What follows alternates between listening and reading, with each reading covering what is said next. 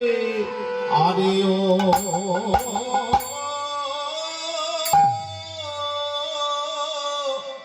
আরে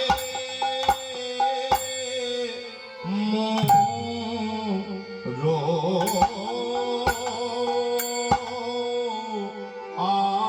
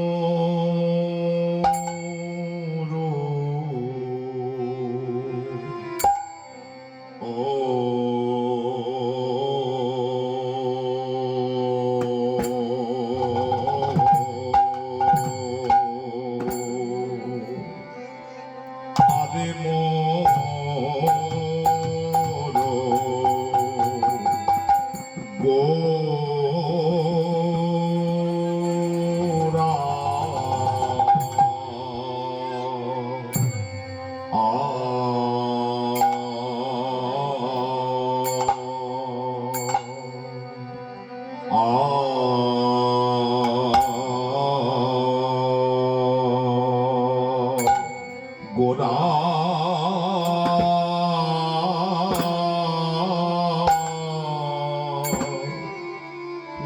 নট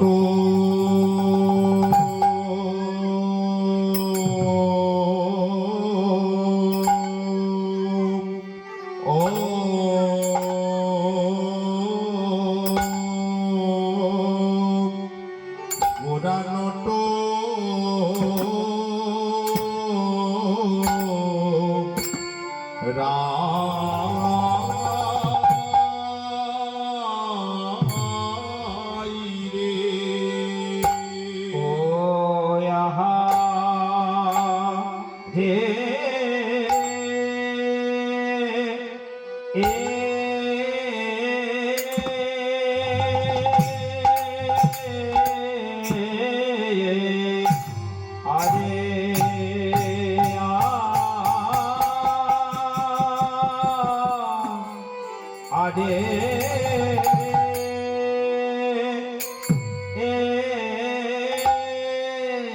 আরে ও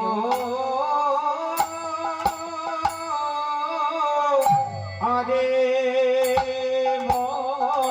গোড়াবে আমার পুরবের ভাব মনে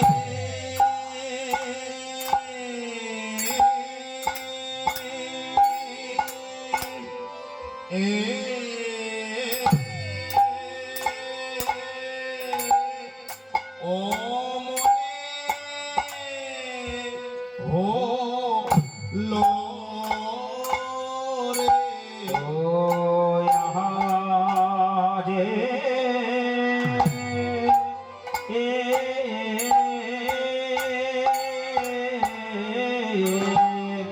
আরে আ রে আরে ও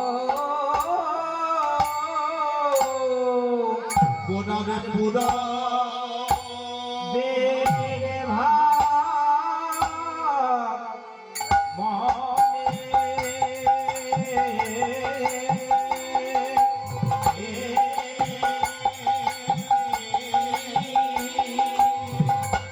উনি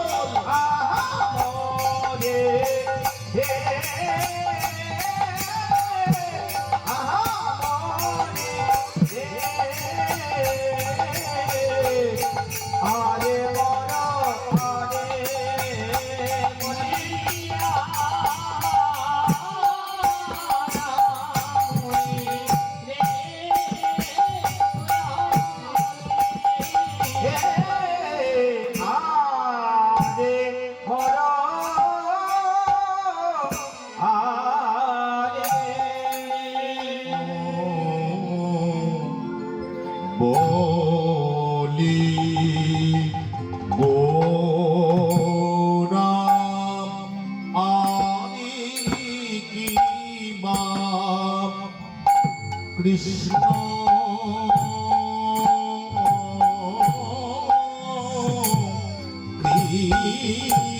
কৃষ্ণ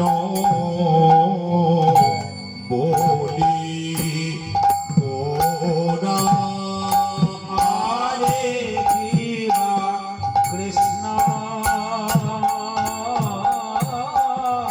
কৃষ্ণ হরে গোরা হরে শিবা কৃষ্ণ কৃষ্ণ হরে গোরা হরে শিবা কৃষ্ণ কৃষ্ণ হরে গোরা আয়া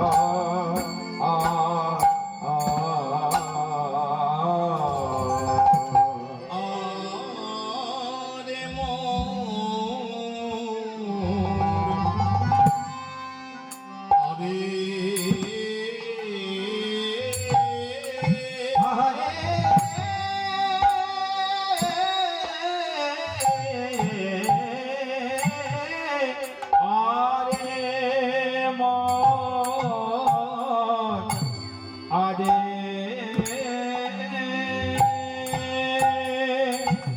আরে মোর আরে মোর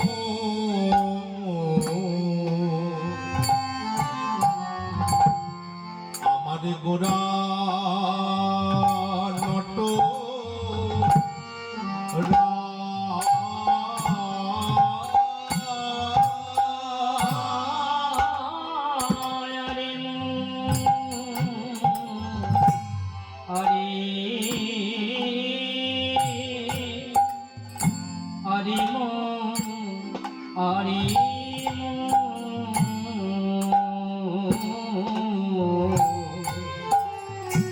আমার গোরা নটরা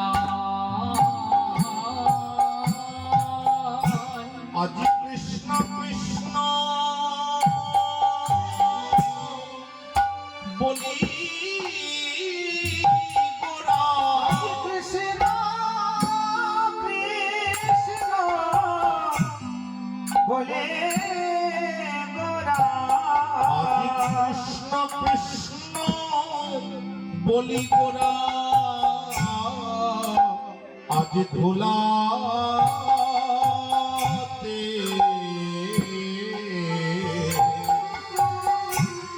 প্রভু আমার ধুলাতে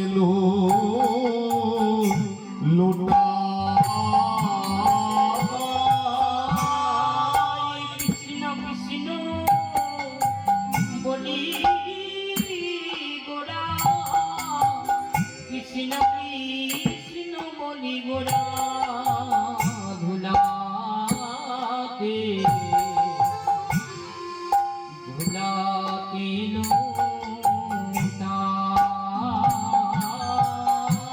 কেমন গোরা গরি যাই গো গোরা গোরে যায় গো প্রভু আমার গোরা গরি যাই গো গড়াগড়ি যাই গো কৃষ্ণ বলে কেঁদে কেঁদে গোরা গরি যাই গো কৃষ্ণ বলে কেঁদে কেঁদে গোরা গোরে যায় কৃষ্ণ বলে কেঁদে কেঁদে গোরা গরি যায়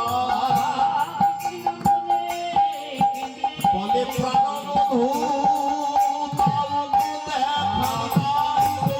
হরি হরি হরি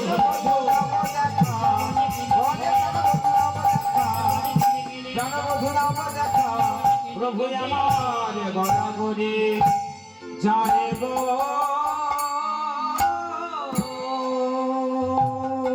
নীলাচল যাকে পুরী ধাম বলে জগন্নাথ মাঝে মাঝে 6 বছর নীলাচলে এসে থাকতেন আর অধিকাংশ সময় তিনি প্রথমে দক্ষিণ ভারত, তারপর পশ্চিম ভারত, তারপর পূর্ব ভারতের বিভিন্ন, উত্তর ভারতের বিভিন্ন তীর্থ পর্যটন করেছেন। কিন্তু শেষ 18 বছর 30 থেকে 48 এই শেষ 18 বছর মহাপ্রভু কোথাও যাননি। তিনি পাকাপাকি ভাবে থাকতেন, তিনি পাকাপাকি ভাবে থাকতেন গম্ভীরা। গম্ভীরা পুরীর রাজা প্রতাপরুদ্র, তার যিনি গুরুদেব কাশী মিশ্র, সেই কাশী মিশ্রের একটা বৈঠকখানা বাড়ি ছিল, বাগান বাড়ি যাকে বলে, যেখানে বন্ধুদের সাথে, যেখানে শাস্ত্র এবং অন্যান্য আলোচনা হতো। সেই কাশী মিশ্রের যেটা আলয়, বাইরে এখনো পর্যন্ত আপনি পুরী অনেকেই গেছেন, বাঙালি মাত্রই পুরী অনেকেই গেছেন। সমুদ্র থেকে পুরীর মন্দিরের দিকে যাওয়ার পথে রাস্তায় মেন রোডের উপর পড়ে, কিন্তু খুঁজে আপনাকে নিতে হবে, কারণ গম্ভীরা বললে ওখানকার স্থানীয় মানুষ আপনাকে দেখাতে পারবে না, রাধাকান্ত মঠ বললে দেখাতে পারে। একবারে মেন রোডের এদিকে পেছনের সমুদ্র, যদি যান ভবিষ্যতে খোঁজ করবেন, যারা গেছেন তারা তো প্রণম্য, যারা যাননি তারা খোঁজ করবেন। শুধু জগন্নাথ দেখে সমুদ্র দেখে চলে এলে হবে না, যার জন্য জগন্নাথ আমাদের কাছে এত আদরণীয় তাকে দেখতে হবে। জগন্নাথের দিকে মুখ করে দাঁড়ালে পেছনে যদি সমুদ্র থাকে, মেন রোডের ডান হাতে লেখা আছে কাশী মিশ্রের আলয়।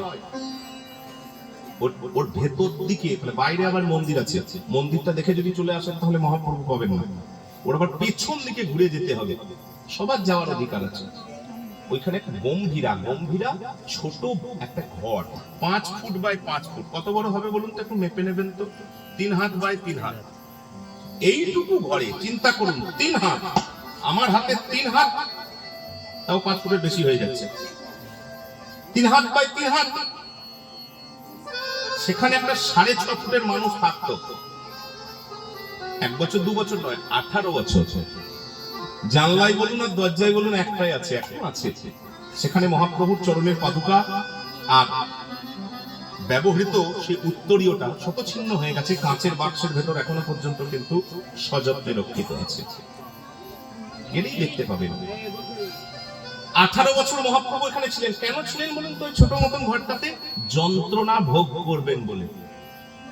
আমরা চাই আরাম, আমরা চাই যতটা যন্ত্রণা কম হয়, যতটা আরামে থাকবো, যতটা সুখে থাকা যায়, যতটা বড় সড়ো, যতটা বিলাসবহুল জীবনযাপন করা চায়। আর মহাপ্রভু দেখুন যন্ত্রণা সহ্য করবেন কেন?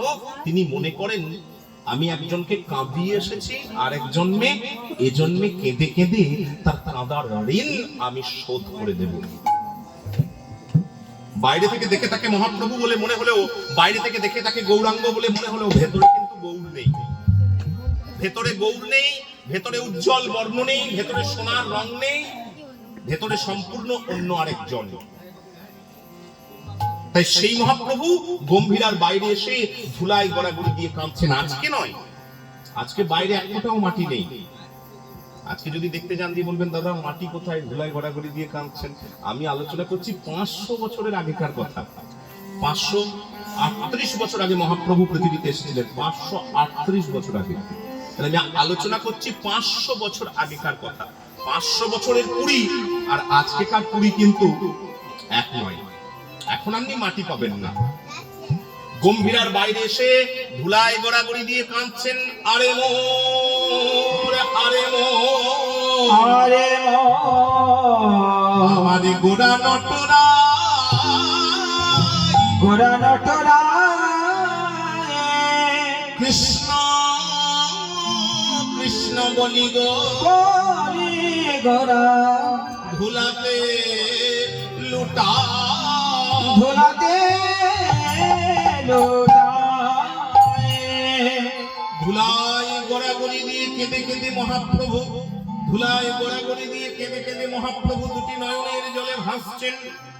আর আস্তে আস্তে করে, বিড়বিড় করে, সবাই শুনতে পাবে না, একমাত্র যারা কাছে দাঁড়িয়ে থাকবে, যারা মন দিয়ে শুনে বা শুনবেন। সবাই তো শুনে না, সবাই থাকে মানে সবাই শোনে, কোনো কালে হয়? সবাই দাঁড়িয়ে আছে মানে যে সবাই শুনছে, সবাই বসে আছে মানে যে সবাই মন দিয়ে শুনছে, এটা কিন্তু কোনো কালেই নয়। যারা শুনতে অভ্যস্ত, যারা শুনতে চায়, যারা এক মনে মহাপ্রভু কি বলছেন এটা শুনবো বলেই দাঁড়িয়ে থাকেন, তারাই শুনছেন। আর কাছে তো সবার যাওয়ার অধিকার নেই, মাত্র 3.5 জন রসপাত্র। রায় রামানন্দ, স্বরূপ দামোদর, শিখি মাইতি, আর শিখি মাইতির বোন মাঝে মাঝে, তাও সব সময় নয়, মাধবী মাইতি, এই মাত্র 3.5 জন রসপাত্র লয়ে মহাপ্রভুর অন্তরঙ্গের রসবিলাস। কাঁদছেন, বিড়বিড় বিড়বিড় করে আস্তে আস্তে গুনগুন করে কাঁদছেন।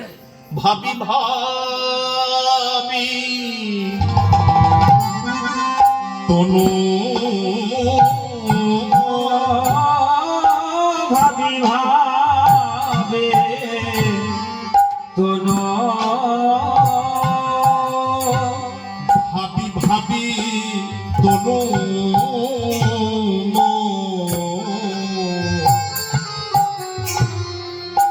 আবার তনু হইল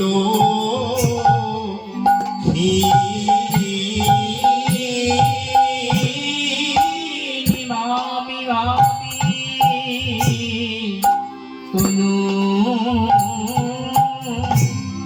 ভাবি ভাবি তনু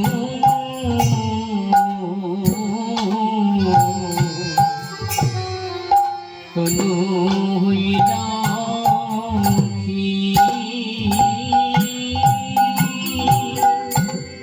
তোরা বল বলে ওরে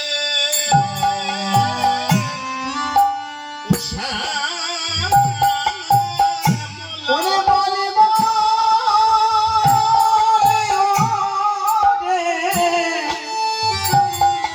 ওরে ও শ্যামলা তোরা বলে বলে ওরে ও বিমলা আমি বাঁচব আর বাঁচব কত কতদিন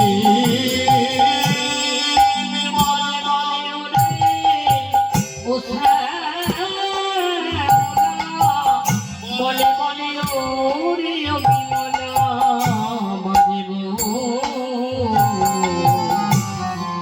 আমি বাজব কত আমি আর কদিন বাঁচব আমি কদিন বাঁচিব আমি আর কদিন বাঁচব বলে বলে ও শ্যামলা ও বিমলা কদিন বাঁচব ওরে শ্যামলা ও বিমলা ওরে ওরে আমার কৃষ্ণ প্রিয়া হৃদয় গৌর হরি হরি আমার কৃষ্ণ প্রিয়া কদিন বাঁচিব বলে রে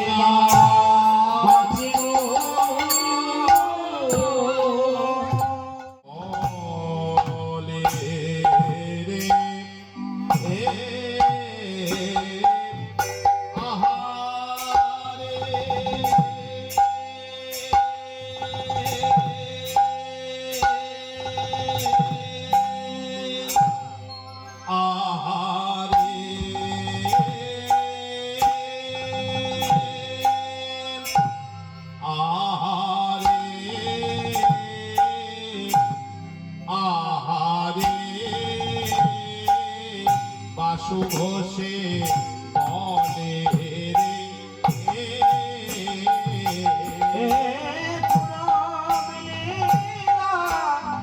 বাসু ঘোষে বলে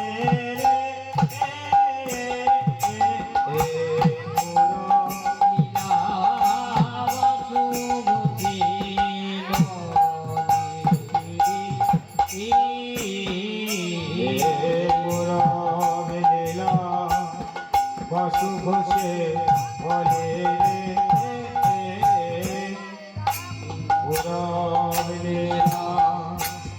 বাসু ঘোষে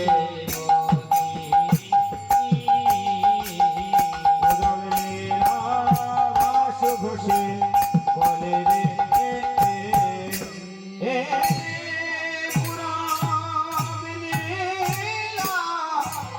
বাসু ঘোষে বলে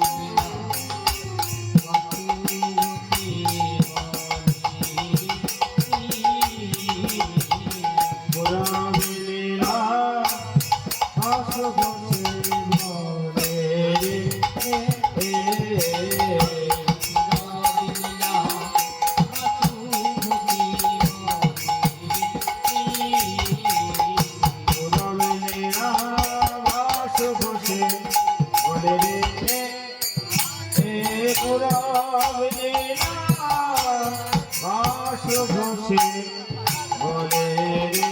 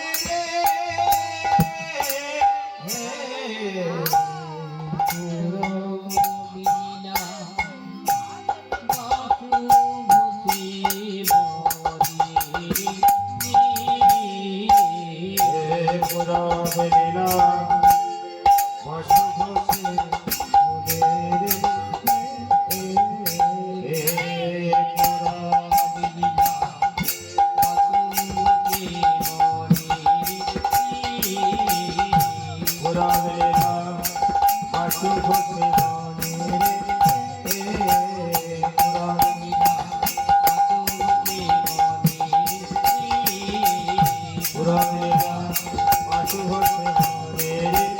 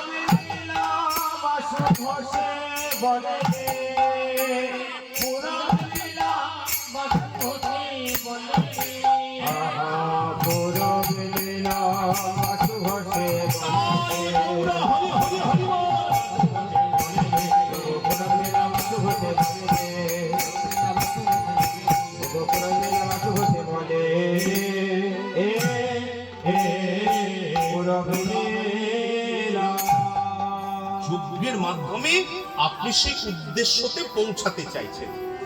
যজ্ঞের আগুনকে কেন্দ্র করে যজ্ঞে যে আহুতি দেওয়া হচ্ছে সেই আহুতিকে উপলক্ষ করে আপনি কোনো একটি জায়গায়, কোনো একটি লোকে, কোনো একটি গন্তব্যে পৌঁছাতে চাইছেন, সেটাই উদ্দেশ্য। আমাদেরও তাই। আজকে লীলায় যে যজ্ঞের অনুষ্ঠান হচ্ছে সেখানে যজ্ঞটাই মুখ্য নয়, যজ্ঞটাকে অবলম্বন করে দীর্ঘকালের যে বিরহ, দীর্ঘকালের যে বিচ্ছেদ, দীর্ঘকালের যে যন্ত্রণা, সেটার একটা নিরাময় হতে চলেছে, সেটা মিলনে পর্যবসিত হতে চলেছে। যজ্ঞ না হলে কিন্তু মিলনটা হতো না। কেন? যদি শাস্ত্রের কথা বলেন, যদি কীর্তনের কথা বাদ দেন, লীলার কথাটা কিছুক্ষণকার জন্য যদি বাদ দেন, আমরা তো বলবো লীলার কথা, তাহলে যজ্ঞের আগুনের উদ্দেশ্যই কিন্তু তাই। যে কোনো যজ্ঞের আগুন আপনার ঘরে যেটা হয়, শিব মন্দিরে যেটা হয়, দুর্গা পুজোতে যেটা হয়, বিভিন্ন অনুষ্ঠানে যেটা হয়, যজ্ঞের আগুনের উদ্দেশ্যই হচ্ছে যন্ত্রণা দূর করা। যজ্ঞ ব্যতি রেখে যে কোনো আগুনেই জ্বালা বাড়ে, কারণ বাকিগুলো হচ্ছে স্বার্থের আগুন। আপনি হাঁড়ি চাপিয়েছেন, কোনো কিছু জ্বালাচ্ছেন, কোনো কিছু পোড়াচ্ছেন, প্রত্যেকটি আগুনের উদ্দেশ্য হচ্ছে স্বার্থের উদ্দেশ্য চরিতার্থ করা। আর যজ্ঞের আগুন হচ্ছে মহতি উদ্দেশ্য নিয়ে জ্বালানো। ওই জন্যেই যে জ্বালা ধরে আছে সেই জ্বালা নিবারণের জন্য যে যন্ত্রণা আমাদের প্রত্যেকটি মুহূর্তে কুড়ে কুড়ে খাচ্ছে, একটাই যন্ত্রণা। এক একজন এক এক রকম ভাবে দেখে এক এক রকম ভাবে নিরাময় করার চেষ্টা করে। যতক্ষণ পর্যন্ত রোগ না ধরা হচ্ছে, মানে আমাদের চিকিৎসা ব্যবস্থা এরকম নিয়ম হচ্ছে। আচ্ছা কি হচ্ছে? পেটে ব্যথা, আচ্ছা প্রথমে পেটে ব্যথার একটা ওষুধ লিখে দিলাম, তারপর জ্বর আসছে, বেশ, তার জন্য প্যারাসিটামল, তার জন্য রাত্রিবেলায় কিন্তু এই রগগুলোতে টান ধরে, তার জন্য একটা ওষুধ, হ্যাঁ, দিয়ে 5 রকম সিমটম বললেন, 5 রকমের ওষুধ দেওয়া হলো। কিন্তু আপনার কি রোগ ধরা পড়লো? হতেও তো পারে একটা কারণের জন্য আমরা 5টা সিমটম দেখা দেয় শরীরে, 5 রকমের উপসর্গ, যাকে বলে উপসর্গ দেখা দেয়, রোগ ধরা পড়লো না। আপনি মনে করছেন আমার চাকরিটা হয়ে গেলেই শান্তি, কেউ মনে করছে আমার মেয়ের বিয়েটা ভালো ঘরে হয়ে গেলে, একটা চাকরিওয়ালা পাত্রতে হয়ে গেলেই শান্তি, কেউ মনে করছে আমার এই 4 তলাটা হয়ে গেলেই আর কোনো চিন্তা নাই, কেউ মনে করে 3টে গাড়ি কিনতে পারলেই শান্তি।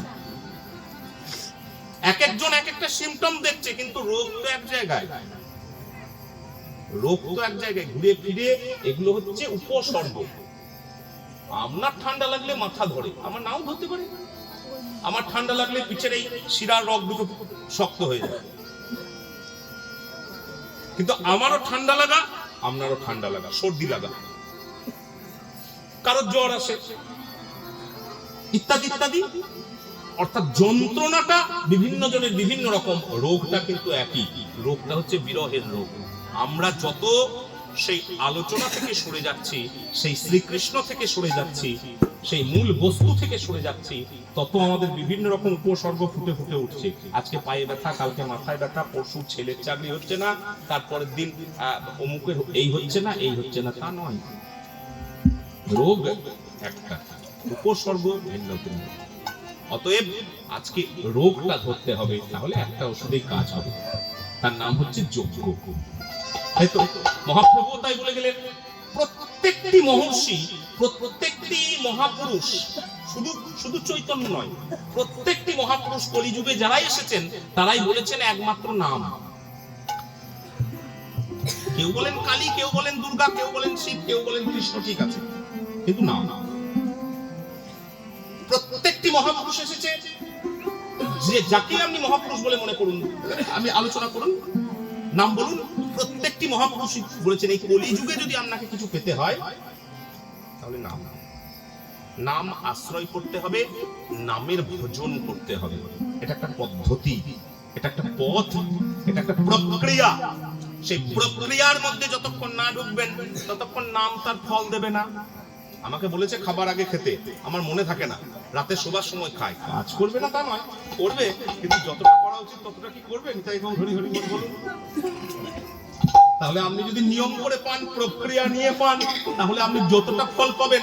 অপ্রক্রিয়া করে খেলে হবে না তা নয়, হয়তো যতদিনে হবার ততদিনে হবে না, তাই হরি হরি বল। ওই জন্যই আমাদের হয় না,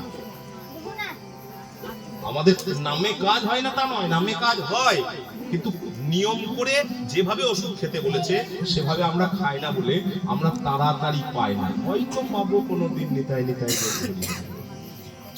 আজকে সেই জন্য যজ্ঞের আয়োজন হচ্ছে। দুটি বিষয় বক্তব্য আছে, এখন একটা বলবো, এখন বেশি বলবো না, একটা বলবো আর একটা গানের মাঝখানে গিয়ে বলবো। কথাটা হচ্ছে প্রভাস আর যজ্ঞ।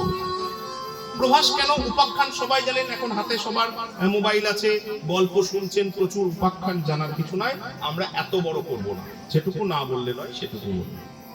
প্রভাস একটা তীর্থের নাম, তীর্থটির আসল নাম হচ্ছে সোম তীর্থ। তীর্থটির আসল নাম হচ্ছে সোম তীর্থ। কোথায়? সোমনাথ, গুজরাটে। এখন হাতে ভালো যন্ত্র আছে, অল্প বয়সের যারা ছেলে মেয়ে তারা বার করলে বার করতে পারো। জায়গাটি হচ্ছে পশ্চিম ভারত, গুজরাটে সোমনাথ, দ্বাদশ জ্যোতির্লিঙ্গ, শিবের যে 12টা জ্যোতির্লিঙ্গ আছে তার মধ্যে এক নাম্বার হচ্ছে সোমনাথ। একবারে আরব সাগরের কূলে এই সোম তীর্থ বলা হয়, এটার বর্তমান নাম হচ্ছে প্রভাস তীর্থ। একবারে গুজরাট গভর্নমেন্টের লোগো দেওয়া আছে বড় করে ঢুকবার সময়, সোমনাথ মেন রোড হাইওয়ে ঢুকবার সময় লেখা আছে প্রভাস তীর্থ, প্রভাস পতন তীর্থ। কেন কেন সোম তীর্থ কেন প্রভাস তীর্থ হতে যাবে? সংক্ষেপে,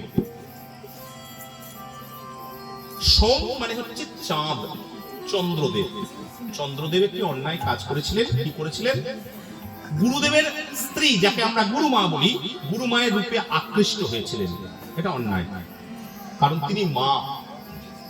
তার জন্য গুরুদেব অভিশাপ দিয়েছিলেন, রে চন্দ্র, তুই সন্তান হয়ে এমন অন্যায় কাজটা করলি, তার জন্য তোর যে জ্যোতি, যে প্রভা, যে তেজ, চাঁদের যে জ্যোতি, সেটা ক্ষয় হয়ে যাবে, নষ্ট হয়ে যাবে। অন্যায় কাজেই তো জ্যোতি নষ্ট হয়। অভিশাপ। চাঁদের রোগ ধরল, এক কলা এক কলা এক কলা করে চন্দ্রবিন্দুর জ্যোতি নষ্ট হয়ে যায়।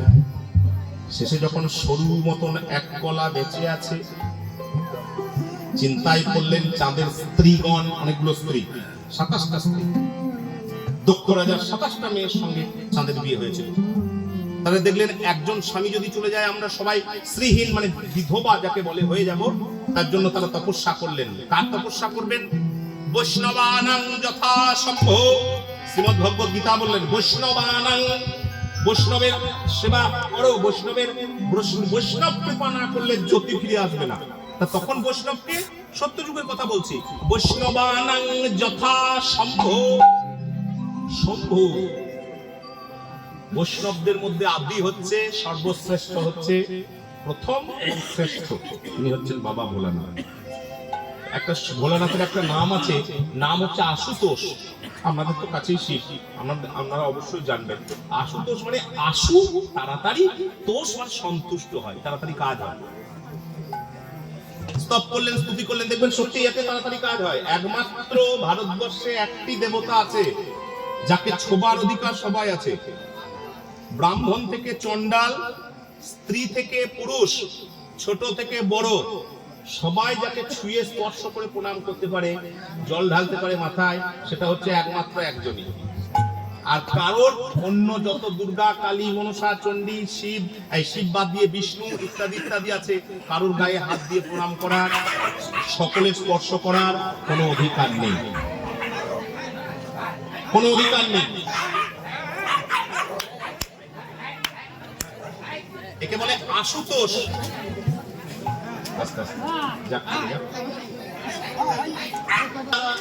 এদিকে চাঁদের স্ত্রীগণ যারা, তারা স্তব করলেন, স্তুতি করলেন, বন্দনা করলেন। কি চাই তোমাদের? বলে আমাদের স্বামী মরণাপন্ন, আপনি বাঁচান। বেশ, বাঁচালাম, দাও তোমাদের স্বামীকে বাঁচালাম, দাও এনে দাও তোমাদের স্বামীকে। স্বামীকে এনে দিলেন, স্থাপন করলেন কোথায়? কোথায় বলে মাথায়। শিবের নাম হলো চন্দ্রচূড়, চূড়াই চন্দ্র। এই দেখুন, এইখানে কিন্তু আর চন্দ্র বিন্দুর ক্ষয় হবে না। কেন না? এখানে আছে গঙ্গা। গঙ্গার গতির মাঝে চন্দ্র বিন্দুর জ্যোতি নাকি নষ্ট হয় না, বৈষ্ণবে বলে, আমার জানা নেই। তবে একটা কথা বলার ছিল, প্রভু বলুন, একটা কথা বলার ছিল তোমাদেরকে। তোমাদের স্বামীকে বাঁচিয়ে দিলাম, কিন্তু গোল করে দিতে পারবো না, পরিপূর্ণ করতে পারবো না। বলে কেন? তাহলে যে লোকে আঙুল তুলবে, কলঙ্ক দেবে, খারাপ কথা বলবে, বলে না, রোগ যে ধরিয়েছে চিকিৎসা সে নিজে করাবে, ওষুধ সে নিজে খাবে, তাই তো? একটু ভেবে দেখুন, আমার রোগ আমি ওষুধ খেলে কাজ হবে? আপনার রোগ আমি ওষুধ খেলে কাজ হবে? কখনো হবে না। কি করতে হবে? ওই যে সরোবর, সোমতীর্থের যে সরোবর, সেই সরোবরে ওখানে 3টে নদীর একটা সঙ্গম আছে, সেই সঙ্গমে একটা বড় সরোবর আছে। সেই 3টে নদীর সঙ্গমে একটা বড় সরোবর আছে, সেই সরোবরে স্নান করতে হবে আর আরাধনা করতে হবে। সেই সোমতীর্থের সেই সরোবরে চন্দ্রদেব শিবের আরাধনা করলেন, বিষ্ণু আরাধনা করলেন। 1 বছর পর চাঁদের যে জ্যোতিটা নষ্ট হয়ে গেছিল, সেটা আবার ফেরত পেল। প্রভা প্রয়রপ্লাব হয়, আর প্রভা মানে জ্যোতি, তেজ। আস শব্দের অর্থ হচ্ছে ফেরত পাওয়া। তীর্থের নাম হলো প্রভাস। এইটুকু এখন যজ্ঞের কথা পরে হবে। এবার একটা কথা জিজ্ঞেস করে আমরা এবার গান করব। আচ্ছা, আপনারা কেন শুনবেন বলুন তো? আজকের দিনে 2024 সাল, এই পুরাণের উপাখ্যানটা আপনি কেন মন দিয়ে শুনবেন? আপনার কিছু পেতে হবে তো। আমরা গাইতে এসেছি, আমরা উপলক্ষ মাত্র। আমার কথা তো বলিনি, আমি শাস্ত্রের কথা, সিদ্ধান্তের কথা, মহাজনের কথা বলছি। কেন আপনি শুনবেন? কারণ চাঁদের মতন রোগে এখানে যারা বসে দাঁড়িয়ে আছি, মার্জনা করবেন, অধিকাংশই কিন্তু ওই রোগে রোগী। রোগের নাম হচ্ছে ক্ষয় রোগ। যে জ্যোতি, কারণ আমরা তো প্রত্যেকেই জ্যোতির সন্তান। আমাদের জন্মের সময় যে জ্যোতি ছিল, যে তেজ ছিল, আমরা কি ধরে রাখতে পেরেছি? বাড়াতে পারার কথা ভুলে যান। আমরা কি সে জ্যোতি ধরে রাখতে পেরেছি? সে তেজ ধরে রাখতে পেরেছি? না। কোনো না কোনো অভিশাপের পাল্লায় পড়ে, কোনো না কোনো অন্যায় আচরণের পাল্লায় পড়ে আমরা কিন্তু সেই জ্যোতি দিনের পর দিন, দিনের পর দিন ক্ষয় করে নষ্ট করে যাচ্ছি। যবে ভুল বুঝতে পারবো আমার, যবে আমি ভুল বুঝতে পারবো আমার, আমি যদি ভুল বুঝতে না পারি, পরিষ্কার কথা একটা বলি, আমি বলছি না, শাস্ত্র বলছেন, নিজের ভুল যদি না বুঝতে পারো তাহলে কেউ কোনোদিন উন্নতি করতে পারবে না। আমি যদি মনে করি আমি যেভাবে খাচ্ছি, যেভাবে চলছি এটাই ঠিক, তাহলে এই ভুলের গোলক ধাঁধা থেকে আমাকে কেউ বার করতে পারবে না। তাই আমি আগে বুঝতে পারবো, অনুভব করতে পারবো যে আমি যেভাবে খাচ্ছি, যা খাচ্ছি, যেভাবে চলছি, যেভাবে জীবন কাটাচ্ছি, এটা ঠিক নয়। তবেই কিন্তু আমি রোগ ভাববো, তবে তো ট্রিটমেন্ট করাবো। আর আমি যদি মনে করি এটা আমার রোগই নয়, তাহলে ওই রোগেই আমি মরে যাবো। তাই গো ধরি ধরি ধরি। আমরা যবে বুঝতে পারবো যে এটা জীবন নয়, আমরা যেভাবে খাচ্ছি, যেভাবে জীবন চালাচ্ছি, যেভাবে মানসিকতায় বড় হচ্ছি, সবাইকে বলছি, আমিও এর ভেতর আমিও, এটা কিন্তু ঠিক নয়। এটা রোগ বলে যদি মনে করতে পারেন, উন্নতি হবে তাড়াতাড়ি। লুকানোর কিচ্ছু নেই, লুকানোর কিচ্ছু নেই। আমাদের শাস্ত্র কোনোদিন লুকায়নি। আপনি কেন লুকাবেন? কারণ ওইটাই রোগ। ওই রোগের পাল্লায় পড়ে আজকে সংসারে হাজার রকম অশান্তি। ওই যে বললাম, রোগ এক জায়গায়, কারোর কোমর ব্যথা হয়, কারোর মাথা ব্যথা হয়, সেটা আলাদা ব্যাপার। তাই হরি হরি। আপনার চাকরি হচ্ছে না বলে মনে হচ্ছে আপনার যন্ত্রণা, আমার তিনতলা ঘরটা কমপ্লিট হচ্ছে না বলে মনে হচ্ছে যন্ত্রণা, আপনার গাড়িগুলো ঠিকঠাক চলছে না বলে আপনার যন্ত্রণা, আপনার বালিঘাট চলছে না আপনার যন্ত্রণা। যন্ত্রণা নয়, ওগুলো উপসর্গ। যন্ত্রণা এক জায়গায়। তাই হরি হরি। কেবল ওইটাকে রোগ বলে ভাবতে পারছি না, আমরা মনে করছি ওটাই জীবন, ওটাই উদযাপন, ওটাই এনজয় যাকে বলি, সেটাই ভাবছি। নিতাই গৌর হরি হরি। যতদিন ওইটাকে রোগ ভাবতে না পারবো, ততদিন আমাদের উন্নতি নাই। নিতাই গৌর হরি হরি বল। এইটাই গানের মাধ্যমে বলা হবে। গানের তো এইভাবে খুলিয়ে বলা হবে না, গানে গানের মতন বলা হবে। আমরা প্রথমে একটু একটু আমাদের বুদ্ধিতে যেটুকু কুলাই, একটু একটু বলার চেষ্টা করলাম। নিতাই নিতাই গৌর হরি বল। এবার লীলার পথে আমরা এগিয়ে এগিয়ে যাওয়ার চেষ্টা করি।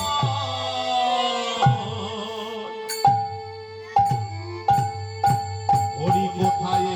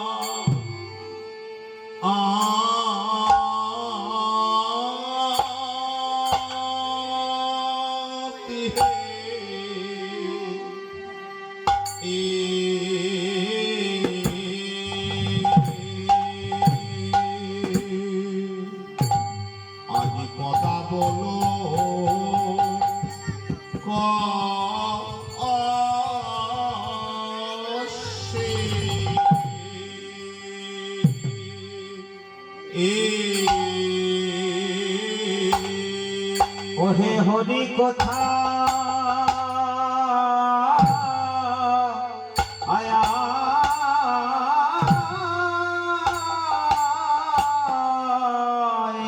হরি কথায়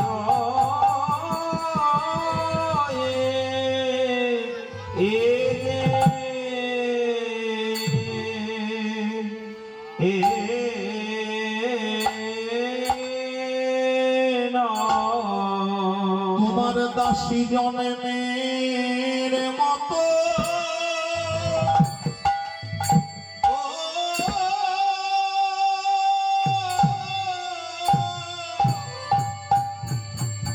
দাসী জনমের মতো বিদায় ও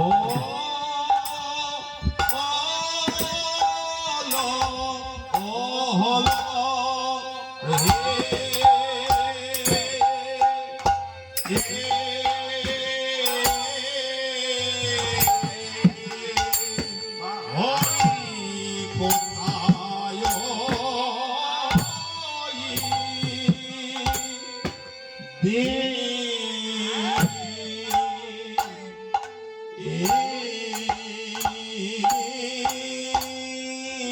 তোমার দাসী জনমের মতো জনমের মতো বিদায় হলো ও হলো হে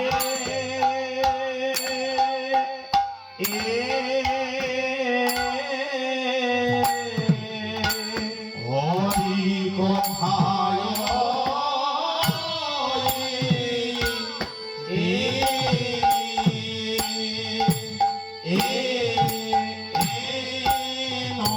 দাসী জনমের মতো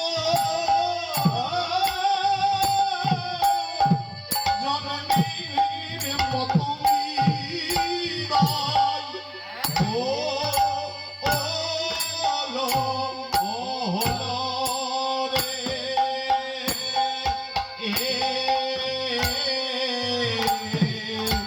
হরি কথায়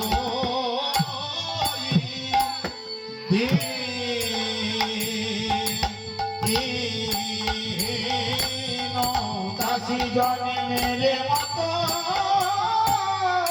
জন্মের মতো বিদায় হলো ও হলো হে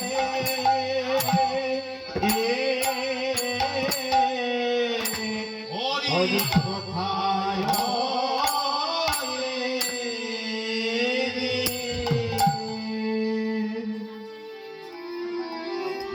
ওই এগুলো আমাদের কীর্তনের এক একটা গান গান তো অনেক হয়, তবে এগুলোর চর্চা আমরাও যে খুব করি তা করি না, তবে মাঝে মাঝে করি, জায়গা বিশেষে করি।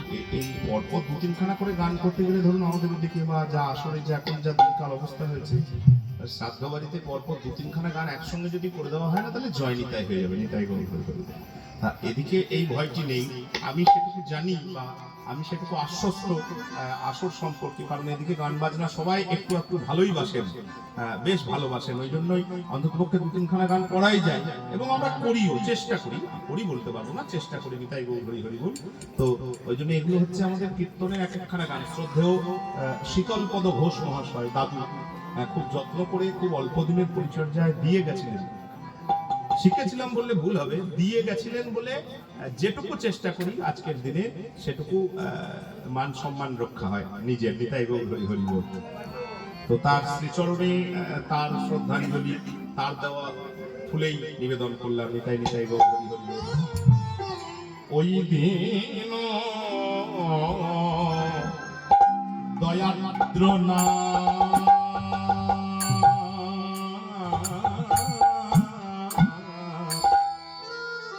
মথুরা নাথ কদা বল কষ্টে ওই দয়াদ্র না মথুরা নাথ কদা বল হৃদয়ং তদ্লোক কাতরং দয়িত ধাম্যতি করম্যঃ ভ্রাম্যতি করম্যঃ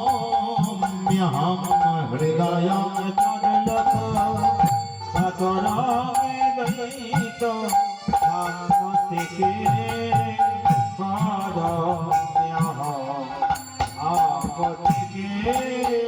করম্যঃ দশিতে জন্মের মতো বিদায় হলো জন্মের মতো বিদায় হলো শেষবারের মতো দেখে শশী জন্মের মতো বিদায় হলো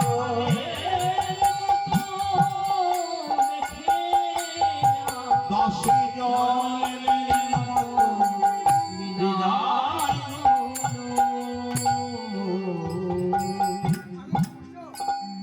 গানও যেমন বিশেষ, বুঝলেন? গান মানে তাল গান কি বিলম্বিত গান কি যেমন বিশেষ, হারিয়ে পাগল হয়ে গেছিলেন, যতবার অজ্ঞান হয়ে পড়ে যেতেন মাটিতে, অজ্ঞান হওয়ার আগে এই শ্লোকটা বলে বলে কাঁদতেন। দু নাম্বার হচ্ছে মহাপ্রভুর গুরুদেবের গুরুদেব, মহাপ্রভুর গুরুদেব নয়, মহাপ্রভুর গুরুদেবের গুরুদেব। মহাপ্রভুর গুরুদেব হচ্ছে ঈশ্বরপুরী গোস্বামী, ঈশ্বরপুরীর গুরুদেব হচ্ছে মাধবেন্দ্র পুরী গোস্বামী, যাকে আমাদের এই কলিযুগে প্রথম এই রাগানুগা ভক্তিপথের অঙ্কুর বলা হয়। ওই ক্ষীরচোরা গোপীনাথ, কে রইলা কোথায় রইলা মাধবেন্দ্র পুরী, যার লাগি গোপীনাথ কইল ক্ষীর চুরি। সেই মাধবেন্দ্র পুরী পাদ যখন মারা গিয়েছিলেন, দেহ রেখেছিলেন, তখন এই শ্লোক বলে কাঁদতে কাঁদতে দেহ রেখেছিলেন। আর 3 নাম্বার, মহাপ্রভু যখন গম্ভীরায় পাগলের মতন হয়ে কাঁদতেন, তখন এই শ্লোকটা বলে কাঁদতে কাঁদতে অজ্ঞান হয়ে যেতেন। তাহলে 3 জন মাত্র এই শ্লোক কহিয়াছেন। আমার মুখের কথাই নয়, চৈতন্য চরিতামৃতের কথাটা বলি। চৈতন্য চরিতামৃতে কৃষ্ণদাস কবিরাজ গোস্বামী পাদ বলছেন, এই শ্লোক কহিয়াছেন শ্রীমতী রাধা ঠাকুরানী, রাধা ঠাকুরানী শ্রী রাধিকার কৃপায় স্ফুরে স্বয়ং মাধবেন্দ্র বাণী, মাধবেন্দ্র বাণী কিবা গৌরচন্দ্র ইহা করে আস্বাদন, আস্বাদ ইহা আস্বাদিতে আর নাহি চৌথা জন। নাহি চৌঠা জন। এই শ্লোক আস্বাদন করবেন এমন 4 নাম্বার ব্যক্তি আর পৃথিবীতে আসেনি। আজ পর্যন্ত 3 জনই, রাধারানী, মাধবেন্দ্র পুরী আর গৌরী, এই 3 জন। তাহলে শ্লোকটাও দামি, গানটাও দামি। নিতাই গৌর হরি হরি বল। দুটোই দামির উপর দামি জিনিস না চাপালে মানাবে কেন বলুন তো? যেরকম মানুষ সেরকম অলংকার হতে হবে, তবে না মানাবে। নিতাই গৌর হরি বল। রাধারানী উন্মাদিনীর মতন কাঁদছেন, চোখ দিয়ে গড় গড় করে জল পড়তে পড়তে। নারদ মনে মনে ভাবছে, হায় হায়, তাই এত জ্বালা, তাই এত উত্তাপ, যে কৃষ্ণের বিরহে ভগবানকে হারিয়ে যে পাগল হয়ে যেতে পারে, এ অভিজ্ঞতা আমার আজ পর্যন্ত ছিল না। ওই জন্যই বাবা বলেছিল বৃন্দাবনে যাও, ওই জন্যই ভোলানাথ বলেছিল ভক্ত যদি দেখতে হয় নারদ, তাহলে বৃন্দাবনে যাও। আরে জ্ঞানী জ্ঞানী ভক্ত, চূড়ান্ত জ্ঞানী ভক্ত, তার আনন্দ কিন্তু ওই চোখ বুঝেই। এটা একদম হরি হরি। আর যারা লীলাই প্রেমিক ভক্ত, তাদের অনেক প্রকারের আনন্দ আছে, অনেক প্রকারের দুঃখ আছে। সেই ভক্ত দর্শন করতে এসেছে নারদ। নারদ মনে মনে খুব ধিক্কার দিচ্ছে, ছিছি, তুমি না ভক্তবাঞ্ছা কল্পতরু, তুমি ভক্তবাঞ্ছা কল্পতরু হয়ে ভক্তকে কাঁদাচ্ছ। আচ্ছা চলো আমি দেখি, তোমাকে একবার দেখি, তোমার কাছে জিজ্ঞেস করবো না, কৈফিয়ত চাইবো। কেন রাধারানী কাঁদবে, কেন মা যশোদা কাঁদবে, কেন বাবা নন্দ মহারাজ কাঁদবে, কেন শ্রীদাম কাঁদবে? কেন কাঁদবে বলুন তো? বিরহ কখন হয়? চাওয়া পাওয়া থাকলে তখন বিচ্ছেদ হয়। আপনার কাছে কোনো জিনিস চাই, সেই লোভে আপনার পেছন পেছন ঘোরাফেরা করি, আপনি যখন দেবেন না তখন আমাদের মধ্যে বিচ্ছেদ। তা যেখানে চাওয়া পাওয়াই নাই, সেখানে কেন বিচ্ছেদ হবে? রাধারানী কি চেয়েছিল? রাজরানী হতে চেয়েছিল। শ্রীদাম কি চেয়েছিল? যে চলো তুমি রাজা হবে, আমরা চাকরি বাকরি পাবো, মন্ত্রী হব, চেয়েছিল। বাবা চেয়েছিল যে আমি রাজ পিতা হব, অভিভাবক হব, চাইনি। তারা একবার করে চোখে দেখতে চেয়েছিল আর বুকে জড়িয়ে ধরতে চেয়েছিল। তা ভালোবাসায় এইটুকু চাইবে না মানুষ? এটা চাওয়া, এটা চাওয়া। তাও তো স্বীকার করে নিয়েছে, তাও তো মেনে নিয়েছে যে না, আমার কাছ থেকে দূরে থাকলে তোমার যদি সুখ হয়, তোমার যদি শান্তি হয়, তুমি তাই থাকো, তোমার সুখটাই আমার সুখ। তাও তো মেনে নিয়েছে। চলো যাই, আজকে তোমাকে একবার দেখি। নিত্য গর্ব গর্ব হইল নারদ চলে দ্বারকা, খর্ব হলো চলে দ্বারকা, ভেদিবা হলে যায় দাস যত না ভেগা।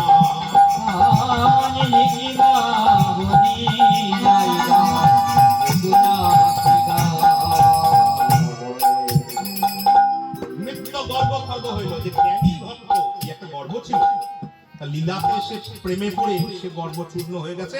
এবার চলো যেখানে কৃষ্ণ আছে একবার কৃষ্ণকে চট করে তাড়াতাড়ি দেখে নি যে কেমন কেমন তুমি ভগবান, কেমন তুমি ভক্তবাঞ্ছা কল্পতরু, একবার দেখবে। দুটো প্রশ্ন করবো, বেশি কিছু করবো না। অশান্তি করতে আমি যাচ্ছি না, দুটো প্রশ্ন করবো, ব্যাস উত্তর দিয়ে দেবে হয়তো। কিন্তু একটা সমস্যা আছে, বুঝলেন? প্রশ্ন করতে হলে আপনার কাছে, আপনাকে প্রশ্ন করতে হলে আমার যে গাম্ভীর্য থাকা দরকার, আমার চোখ মুখে, আমি এভাবে বলে বোঝাই, আমার চোখ মুখের বা আমার মানসিক অবস্থা যেরকম থাকা দরকার, আপনার কাছে মাথা নামালে কিন্তু সেই প্রশ্ন করার ক্ষমতাটা আমার থাকবে না। কথাটা বোঝাই? কৃষ্ণ হচ্ছেন ভগবান, নারদ আজকে প্রথম দ্বারকায় আসছেন না, নারদ ইতিপূর্বে অনেকবার দ্বারকায় এসেছেন। কি করে এসেছেন?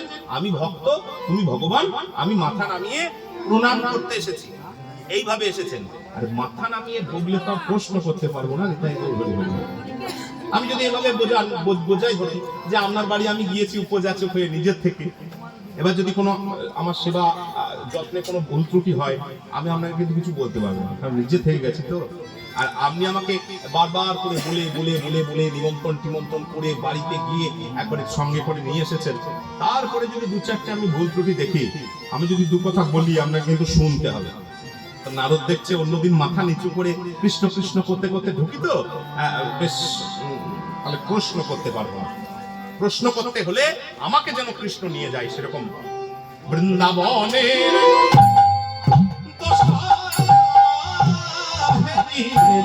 বৃন্দাবনে দশা আদি যাই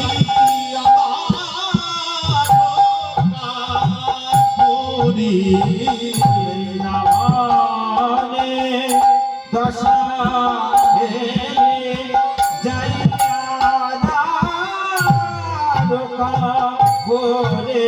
আজ ঢেকি হইতে নামিল ও মরিরে ঢেকি হইতে নামিল ও মরিরে আজ বিনাটি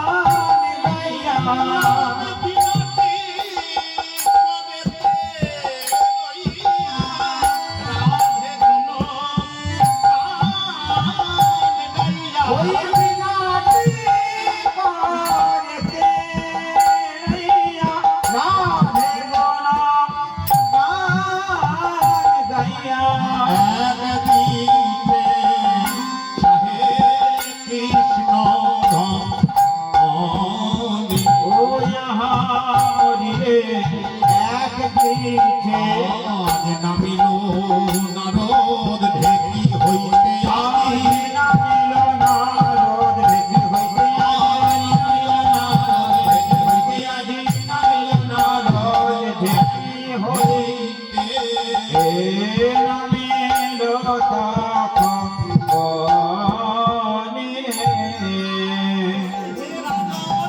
ত্রিভুবন নিয়ন্ত্রণ সুরবলি এবারে সকলেই করিতে হইবে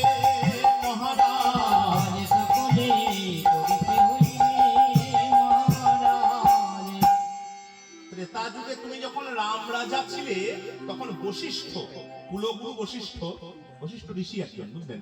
বশিষ্ঠ এবং বিশ্বামিত্রের আদেশে তুমি যজ্ঞ করেছিলে। বেশ, এখন আমার আদেশে করো। দান ব্রত যজ্ঞ হবে এবে। আর যজ্ঞ ঠাকুর মশাইরা করবেন। এ যুগে তো তুমি যাদব কুল ধুত, মানে বৈশ্য কুল জাত। ত্রেতা যুগে তুমি ক্ষত্রিয় ছিলে, এখন আবার ক্ষত্রিয় নেই, আরো তুমি যাদব কুল, বৈশ্য কুল জাত। বেশ, শোনো, এক কাজ করো, ওই ঠাকুর মশাইরা যজ্ঞ করবে, তবে তোমাকে একটা কাজ করতে হবে। কি কাজ করতে হবে শোনো। শুনো বলি হে রাজন, 1 নম্বর কাজ হচ্ছে ত্রিভুবন নিমন্ত্রণ। স্বর্গ, মর্ত, পাতাল সবাইকে নিমন্ত্রণ করতে হবে, আমার আদেশ। বলে বেশ, করবো। আর একটা 2 নম্বর কাজ হচ্ছে যজ্ঞ ঠাকুর মশাইরা করবেন। আর যজ্ঞ যে শেষ হয়ে যাবে, এবার শোনো, মন দিয়ে ভালো করে শোনো। যজ্ঞ যে শেষ হয়ে গেল, সবাই এবার যারা এসেছেন লাইন করে দাঁড়াবে। ঘর যাবার সময় তুমি সামনে দাঁড়াবে। যে কি করতে হবে, ওই ঘর যাবার সময় না, যে যা চাইবে, বুঝতে পেরেছো আমার কথাটা? কোনো অসুবিধা হচ্ছে না তো? যে যা চাইবে ঘর যাবার সময় তোমার কাছে যে যা চাইবে, যোগ্য সাঙ্গ হবে যাবে, যে যাবে যে দান চাইবে, যোগ্য সঙ্গ হবে যাবে, যে জনকে দান চাইবে, তুমি দান করে যাবে হাসি মুখে। মহারাজ দান করে যাবে হাসি মুখে। রাজন শুনো বলি হে রাজন, এটা একটু অসুবিধা আছে, আস্তে আস্তে, এটা একটু অসুবিধা আছে। কি অসুবিধা আছে? অসুবিধাটা কি আছে পরিষ্কার করে খুলে বলো। তুমি দেবে না, না তুমি দিতে চাইছো না, না তোমার নেই? বলে না না, আমার নেই কেন, সবই তো আমার। ভাগা গোবিন্দের কোনটা নয় বলুন তো? ভগবানের কোনটা নয়? সবই আমার। তাহলে তুমি দিতে চাইছো না বা দেবে না? বলে না না, ওরকম ইচ্ছা আমার নয়, আমি দেবার জন্যই ভগবান হয়েছে, দেবার জন্যই ভগবান হয়েছে। ও দিচ্ছ না কেন? বলে শোনো, একটা অসুবিধা লাগছে, আমি তো ভক্তদেরকে ভালো করে চিনি, সবাইকে আমি চিনি, আমি তো ভেতর থেকে দেখতে পাই, আমি তো ভেতরে আছি, আমি জানি 2-1 জন ভক্ত আছে, তারা বলবে যে হে গোবিন্দ, তোমার যা আছে সব দাও। কতটা ভালো করে গুরুত্ব বুঝুন তো। আমাকে যদি কেউ বলে তোমার যা আছে সব দাও, দিতে হবে। দিলে কি হবে? আমার আর কিছু থাকলো? ভিখারি হয়ে যাবে। নারদ মনে মনে বলছেন, মুখে নয়, এটা একদম মুখে নয়, আমি গান করছি বলে মুখে বলছি। নারদ মনে মনে বলছেন, ওইটা করবো বলেই তো এসেছি। ভক্ত সবকিছু বিলিয়ে দিয়ে রাস্তার ধুলোয় পড়ে ওই যমুনার ধারে ধুলোয় গড়াগড়ি দিয়ে চোখের জল ফেলে কাঁদছে ভিখারি হয়ে, আর তুমি চক্রবর্তী রাজা সেজে সিংহাসনে বসে থাকবে। হে গোবিন্দ, ভিখারিটার রাজাতে প্রেম কোনোদিন জমে না। তবে হ্যাঁ, ভক্ত তো আর কোনোদিন রাজা হতে পারবে না সবকিছু কেড়ে নিয়ে। কারা কেড়ে নেওয়া ভক্তের অভ্যাসে নাই। ভক্তকে দিলেও ভক্ত নেবে না, ওই জন্য ভক্ত রাজা হতে পারবে না। তাহলে সমান হতে গেলে কি করতে হবে? তোমাকে ধুলোতে নামতে হবে। তোমাকে ওই রাজ সিংহাসন, মুখে নয়, একদম জোরে নয়, মনে মনে, রাজ সিংহাসন ছেড়ে ধুলোতে নামাবো। হ্যাঁ, দিতে হবে তো। কেউ যদি চায় হে গোবিন্দ তোমার সব, এবার মুখে বলছে তোমার যদি সব দাও, দিয়ে দেবে, অসুবিধা কি আছে? বলে মা তাহলে ভিখারি হয়ে যাবো না? বলে না, ভিখারি হবে না, একটু কায়দা করতে হবে। আর কি কি করতে হবে? সবকিছু দিয়ে দিয়ে, ভক্ত তো খুব দয়াময়, আবার চেয়ে নেবে না ভক্তের কাছে। সবে শেষে দান দিয়া ভিক্ষা ঝুলি কাঁধে লইয়া, শেষে দান দিয়া ভিক্ষা ঝুলি কাঁধে লইয়া, ভিক্ষা করি যাবে মন সুখে ভক্তের দ্বারে দ্বারে, করে যাবে মন সুখে ভক্তের দ্বারে দ্বারে, ভিক্ষা করে যাবে মন সুখে ভক্তের দ্বারে দ্বারে, ভিক্ষা করে যাবে মনের সুখে ভক্তের দ্বারে দ্বারে। উঠবেন না, উঠবেন না, একদম উঠবেন না। আমি গেলে গেলে যান, হ্যাঁ, মানে টাকা পয়সা দিতে উঠবেন না, একদম না, একদম না, একবারে শেষে। এটাই গো হরি হরি। ওতে প্রচুর রসাভাস হয়, ওটা একবারে আমার পছন্দের মধ্যে পড়ে না। এটাই গো হরি হরি। যা হবে শেষকাল। এটা গানের কথা, তাই গানে বলতে হয়, আমি তো এটা শেষে বলতে পারবো না। এটাই গো হরি হরি। বলে সেদিন, আজকে হয়তো তোমাকে রাজা থেকে ভিখারি, নারদ বলছে না না না না, তাই আবার ভিখারি হয় নাকি? রাজা কি কোনোদিন ভিখারি হয়? আজকে তোমাকে ভিখারি করতে পারবো না, তবে মনে মনে বলছি ভিখারি তোমাকে করবো, ভিখারি তো করবোই। দাপর যুগে পারবো না, কলি যুগে করবো। দেখো সেদিন কৃষ্ণ ভিক্ষা করবে, সেদিন কৃষ্ণ ভিক্ষা করবে, সেদিন কৃষ্ণ ভিক্ষা করবে, যবে গৌর হয়ে নদিয়ায় যাবে, সেদিন কৃষ্ণ যেদিন গৌর হয়ে নদিয়ায় যাবে, সেদিন কৃষ্ণ ভিক্ষা করবে, ভিক্ষা করে যাবে মন সুখে, ভিক্ষা করে যাবে মন সুখে। অসুবিধা, আবার অসুবিধা। কি গো, তুমি করবে কি করবে না বলো তো? এত খোঁজ বার করছো কেন কাজে? না, একটু অসুবিধা আছে বলে এত কবে হবে বলে শুভস্য শীঘ্র দিন দশকের ভেতরে এই অনুষ্ঠান করতে হবে। 10 দিন মাত্র, এত বড় যজ্ঞ বলে। বেশ করে আমি দেবো, লোক বল অর্থ বল কোনোটাই আমার কম নাই, কিন্তু একটা অসুবিধা। কি অসুবিধা? নিমন্ত্রণের ভার দেওয়া হবে। স্বর্গের নিমন্ত্রণ, মর্তের নিমন্ত্রণ, পাতালের নিমন্ত্রণ, এত নিমন্ত্রণ কি করে হবে? পদকর্তা বলছে হবে কি করে?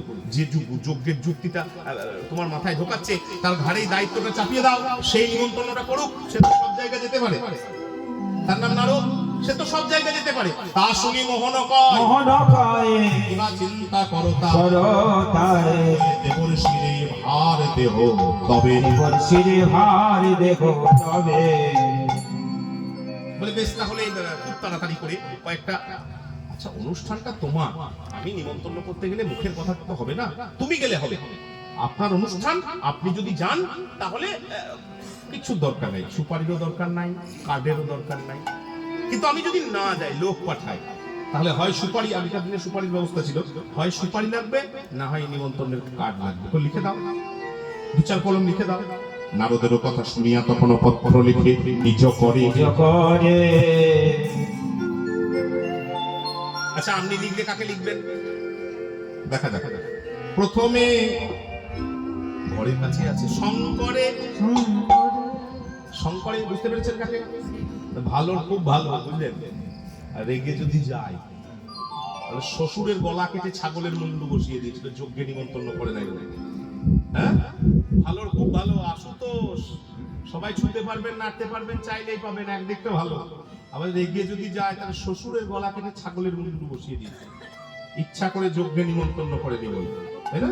প্রথমে শঙ্করে লিখে শঙ্করী রে মা দুর্গা, গণপতি কার্তিকের লেখে চক্রপাণি, লক্ষ্মী বিনা পানি, ইন্দ্র আদি দেব গণে যে পদ্মজনী রে লিখে নিজ করে কহে বলরাম শোনে।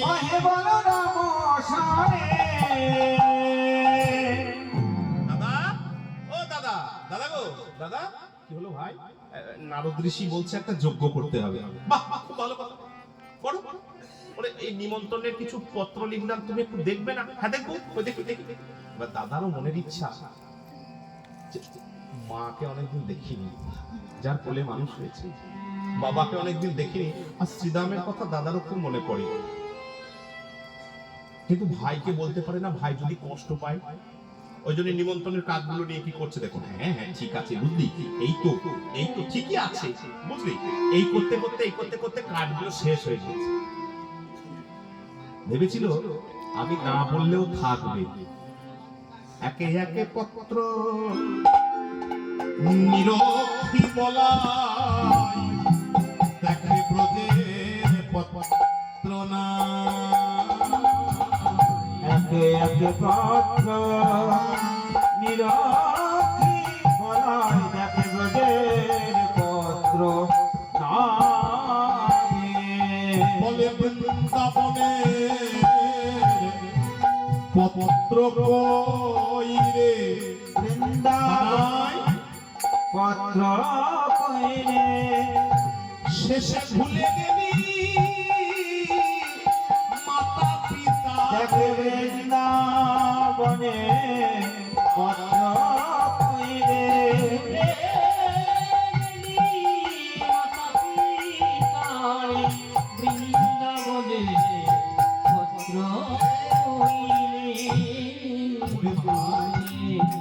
বলরাম বলছে, ওরে ভাই একটা কথা শোন।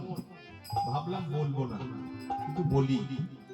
ঘরে যার মা বাবা কাঁদে তারে যজ্ঞ কইরে, যার মা বাবা কাঁদে তার যজ্ঞ কইরে, সেই ছেলে যজ্ঞে অযোগ্য। যার মা বাবা কাঁদে তার যজ্ঞ কইরে, ঘরে যার মা বাবা কাঁদে তার যজ্ঞ কইরে।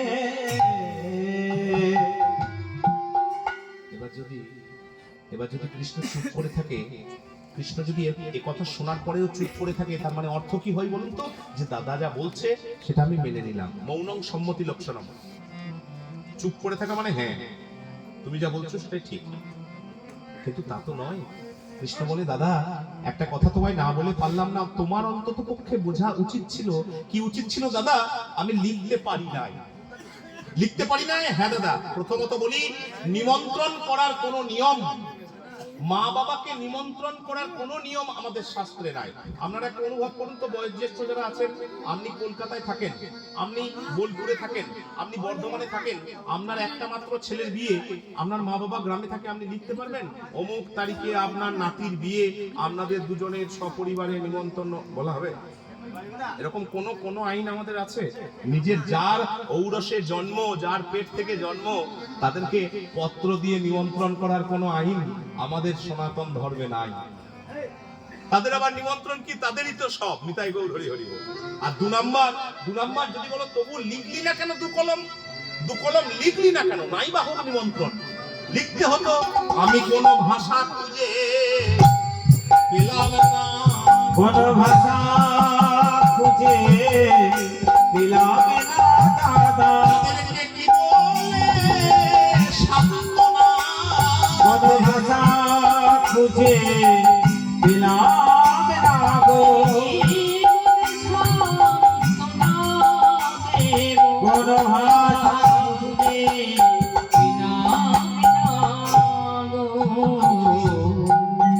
আমি যদি বলি মা আমি তোমার গোপাল বলছি, মা আর কিছু শুনতে পাবে না, ওইটা শুনে কাঁদতে কাঁদতে ধুলায় পড়ে যাবে। আর তাদেরকে বলার মতন কোনো ভাষা আমার আছে? তবুও লেখ। বলাই বলছে, আমি বলছি তুই লেখ, আমি বলছি তুই লেখ। বেশ, তুমি বলো, বড়রা আদেশ করলে আমি তামিল করে দেবো। নিতাই গৌর হরি হরি বল। তুমি বলো, আমি লিখে দেবো। লেখ মাকে, মা আমি তোমার দামোদর, যাত্রার হাতে খেয়ে আমার পেট ভরে না, পেট ভরে না। দামোদর জানেন তো, এই কার্তিক মাসটাকে বলে দামোদর মাস। কার্তিক মাসটা ঠিক নয়, একাদশী থেকে একাদশী, এই এক মাসটাকে বলে দামোদর মাস। দামোদর, দাম মানে দড়ি, উদর মানে পেট। লোকের ঘরে চুরি করে খেয়েছিল, এই অভিযোগ করেছিল বলে মা যশোদা পেটের নিচেতে দড়ি দিয়ে বেঁধে রেখেছিল। এত পেট তোর, এত খিদে লাগে, লোকের ঘরে চুরি করে খেতে হবে রাজার ছেলে হয়ে। প্রত্যেকদিন লোকে আমার কানের কাছে এসে বলে যায়, ওই জন্য খিদে, এত তোর খিদে, ওই জন্য পেটের নিচে দড়ি দিয়ে টেনে বেঁধে রেখেছিল। ওই জন্য বলা হয় দামোদর। নিতাই গৌর হরি হরি। মা আমি তোমার দামোদর গো, এত খিদে আমার, যাত্রার হাতে খেয়ে আমার পেট ভরে না। তুমি এসে 3 দিন না খেয়ে থাকতে হবে, যজ্ঞ করলে যদি উপোস করি।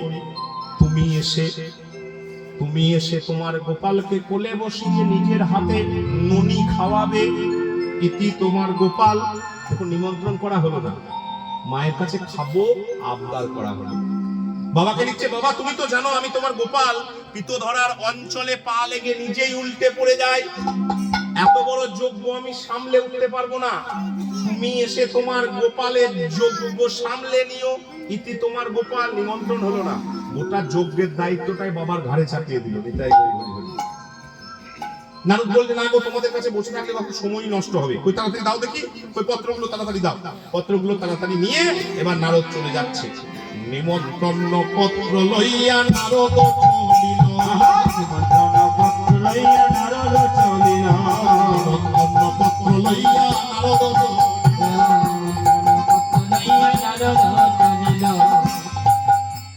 বাবা, এই যাকে আগে দিয়েছে তাকে আগেই দিয়ে আসি, বুঝলেন? ভুলিয়ে যদি যাই হিতে বিপরীত হয়ে যাবে, কি করতে কি হয়ে যাবে তার ঠিক নাই। যাকে আগে বলেছে না, তাকে আগেই দিয়ে চলে আসি। হ্যাঁ বলি, কৈলাসেতে শিব করি পত্র সমর্পিল, কৈলাসেতে শিব করি পত্র সমর্পিল,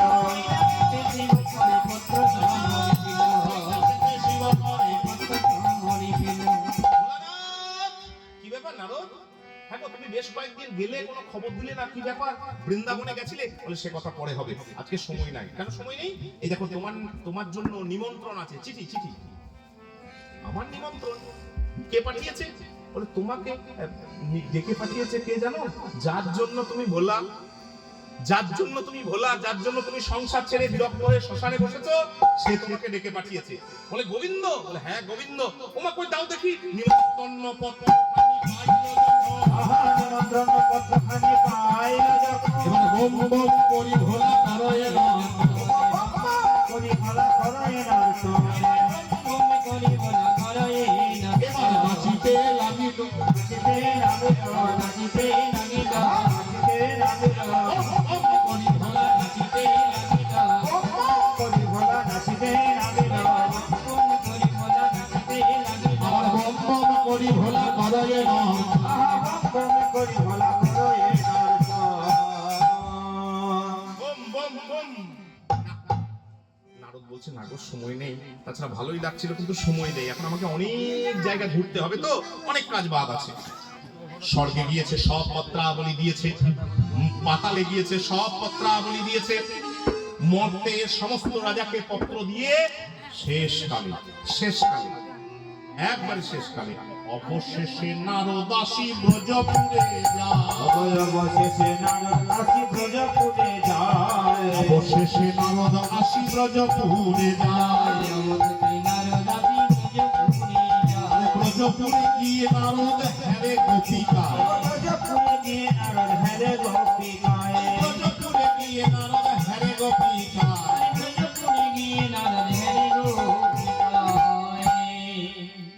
তার আগে একটা প্রসঙ্গ বলে নি। আজকে পত্র পাইয়া নাম গোপীগণ দণ্ডপত্র পাইয়া ভোগ গোপীগণ পত্র পাইয়া গোপীগণ দর্শন আসে সাজয়ে তখন কৃষ্ণ দর্শন আসে সাজয়ে তখন কৃষ্ণ দর্শনে আছে সাজয়ে তখন যার যা দায়িত্ব বুঝলেন, বাবা জমিদারের মতন কাজ। নন্দয় উপানন্দ সবে যুক্তি করিয়া দয়ানন্দ সবে যুক্তি করিয়া নীলমণি কাঞ্চন পেটিকা পুরিয়া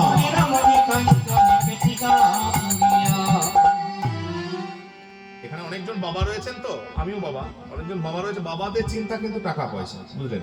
আমার যা হলো একটা প্যান্ট একটা ধুতিতেই পেরিয়ে যাবে, ছেলের যাতে কম না পড়ে, এটাই ঘুরি।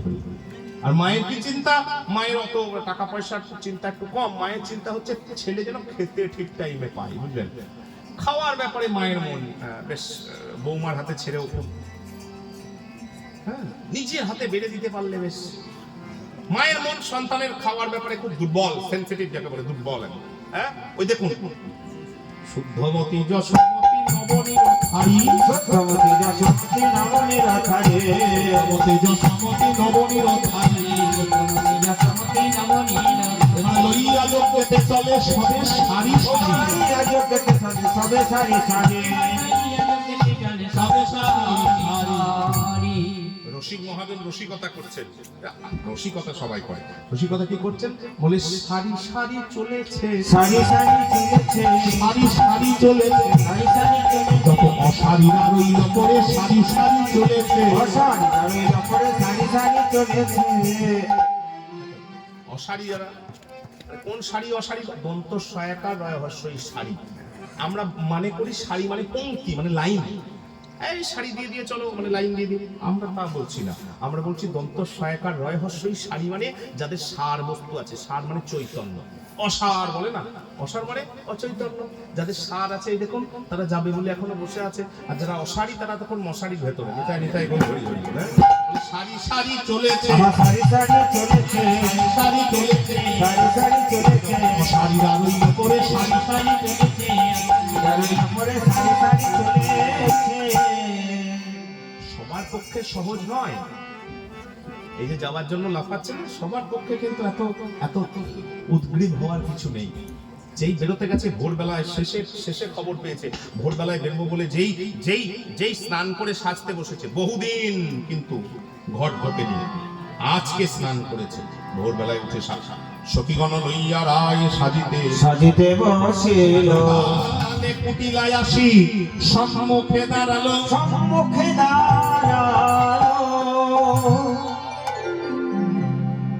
বউ এদিকে এদিকে, এই বউ, বউ, বউ, কোনো উত্তর নাই। দেখুন এত জোরে জোরে চেঁচাচ্ছি, সামনে বসে আছে।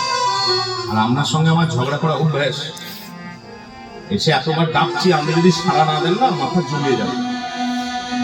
ও আমার কথা কানে ঢুকছে না, না আমার কথা কানে ঢুকছে না। বেশ বেশ, যার কথা ঢুকবে দুদণ্ড বসিস, যার কথা ঢুকবে দাদা রে, দাদা এখানে সেই নদীর ধারে মা কালীতলা, বুঝলেন? সবারুরাং মহানেদ্রষ্টবরপ্রদাম আশ্বযুক্তা ত্রিনেত্রাং চ কপালকট্টিকা। আই দাদা, তোর মা কালী পড়ে হবে, তোর বউ বউ উঠে আয়। আচ্ছা, এই কথা যদি পুজোর মাঝে কেউ বলে আর মাথা ঠিক থাকবে বলুন তো? একই একই রুদ্রচন্ড মানে রেগেই থাকে, তারপর এই পুজোর মাঝে যদি কেউ এরকম করে চেঁচায়, লাফিয়ে উঠেছে, কি হলো রে? এই মহিলা, এমন করে চেঁচাচ্ছিস কেন? কি হলো? বলে, তোর বউ, সাধের বউ সাজতে বসেছে, ঘর ছাড়বে, তাড়াতাড়ি আয়। রাগে গজগজ করতে করতে এদিক ওদিক তাকাতে তাকাতে আয়ান বলছে, আজকে তোর একদিন না হলে বউয়ের একদিন। কি করবে রাগে রাগে দেখবেন বিচার বুদ্ধি একটু কমে যায়। এদিক ওদিক করতে করতে দেখছে মা কালীর হাতে খড়গোটা চকচক করছে, দাঁটাকে তুলে নিয়েছে। ক্রোধেতে আয়ান হয়ে কহে, কমলিনী পাশে তুমি নাকি নাহি মানি বাধা, কোথা যাবে রাধা? তোমার মনে কি বাসনা আছে?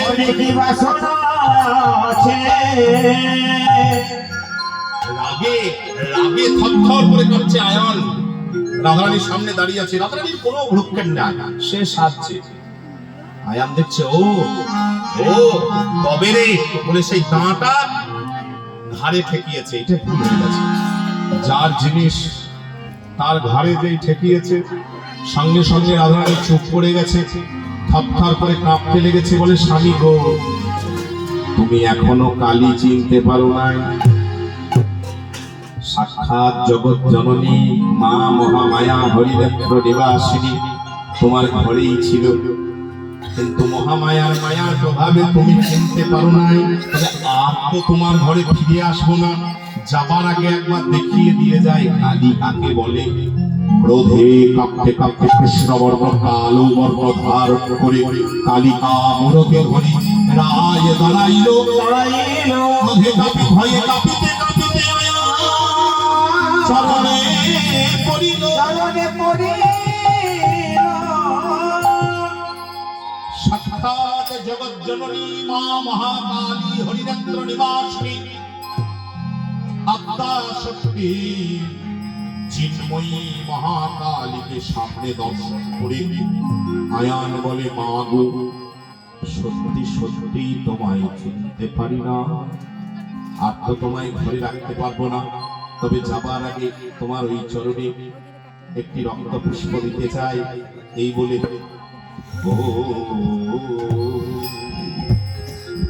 গরাল বদনাং গৌরাং মুক্তকেশী চতুর্ভুজা কালিকাং দক্ষিণাং দিব্যাং মন্ত্রমালা বিভূষিতাং সচ্ছিন্নশিরো খड्ग পামাদোর্ধকরাম্বুজং অভয়ং পরদং চৈব দক্ষিণাধূর্ধপাণিকং মহামেঘপ্রভাং শ্যামাং তথা চৈব দিগম্বরিং কণ্ঠাবশক্তান্তালীগলদৌধীরচর্চিতা কর্ণাবদং শতানীতঃ শবজম্ভয়ানকং ঘোরগণষ্টাং গণালস্যং পীনোন্নতোপయోధরাম শবসঙ্করসংঘাতৈ কৃতকাঞ্চিন্হসন্মুখী শিক্ষদയോ গলদ্রক্তধারা বিস্ফুরিতাননং ঘোরাবং মহারৌদ্রিং শশনালয়বাসিনী পরার্কমণ্ডলাকারং লোচনপ্രീতয়ান্বিতং তৎপুরাং দক্ষিণান্ব্যাপী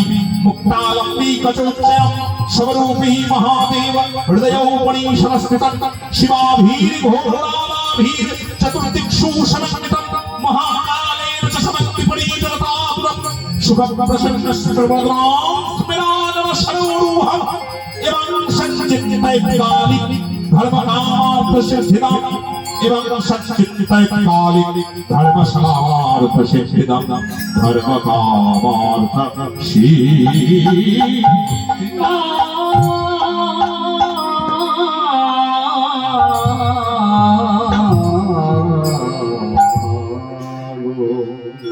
আয়ানের হলো চৈতন্য বলে কিশোরী তুমি ধন্য আয়ানের হল চৈতন্য বলে কিশোরী তুমি ধন্য আমি চিনিতে না পারি তোমায় বলেছি কত কুবচন আমি চিনিতে না পারি তোমায় বলেছি কত কুবচন আমি তখন চিনতে পারি নাই তখন চিনতে পারি নাই রায় হরণী রূপে আমার ঘরে ছিলে তখন চিনতে পারি নাই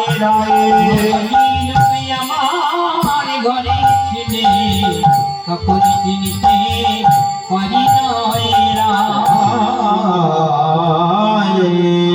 মম দোষ মম কিশোরী বুঝিলাম ব্রজেশ্বরী দাস কিশোরী বুঝিলাম ব্রজেশ্বরী আদি গোবিন্দ লোকেশ্বর তুমি যে গোলকেশ্বরী গোবিন্দ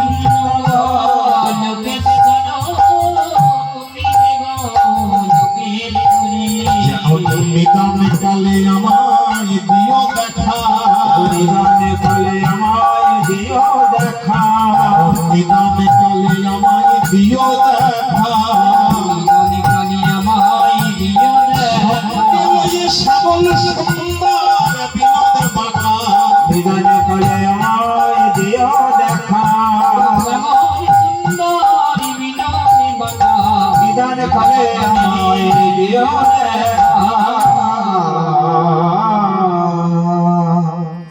বলে রাধে গো তোমাকে সত্যিই চিনতে পারিনি আর তো তোমাকে ঘরে রাখতে পারবো না তবে যাবার আগে একটি নিবেদন নিদান কালে শেষের দিনে যেন তোমার প্রাণ গোবিন্দকে দক্ষিণে লয়ে একবার যেন এসে আমার নয়নের সামনে দাঁড়াইও দাঁড়াইও এই বলে রাধারানীকে চির বিদায় জানালেন আর রাধারানী সব সখীগণ সঙ্গে লয়ে এবারে মনোহরে কহে যায় সবে উপজিল ভগবান হরে কহে যায় সবে উপজেল সবে আজ প্রভাত সযজ্ঞের দ্বারে এবার আসিয়া দাঁড়ালো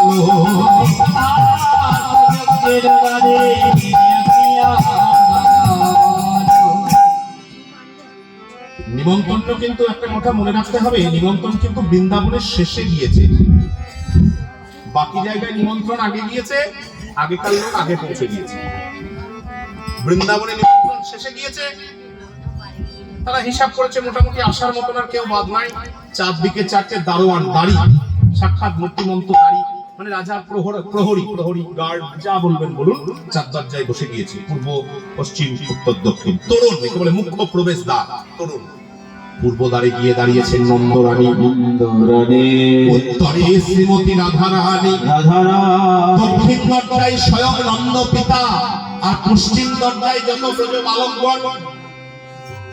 ব্রজবালকগণ প্রথমেই ঢুকতে যাবে এই তোমরা কে গো তোমরা কে আমরা আমাদেরকে চেনো না তোমরা কে বলো দাঁড়িয়ে জিজ্ঞেস করছে আমরা ওই রাজার বন্ধু কি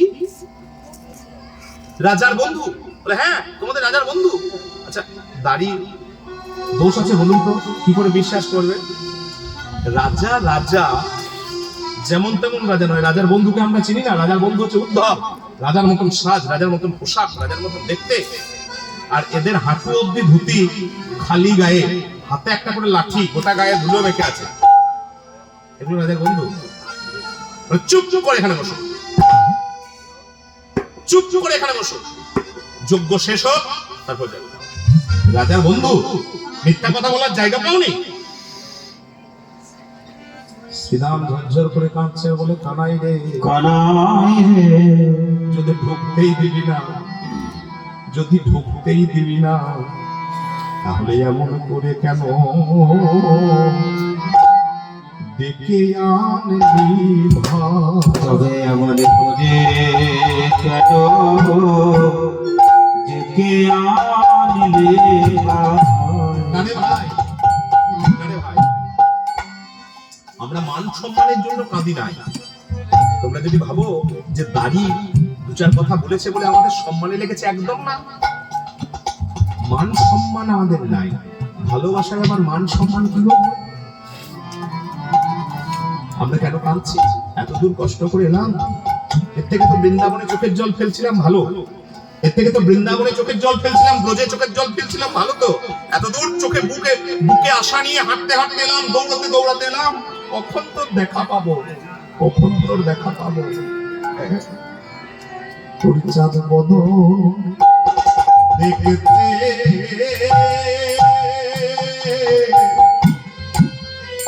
পেলাম না, এমন করে আনিলে বদন দেখতে আমরা সেই দুঃখে প্রাণ জীব বদন দেখতে আমরা সেই দুঃখে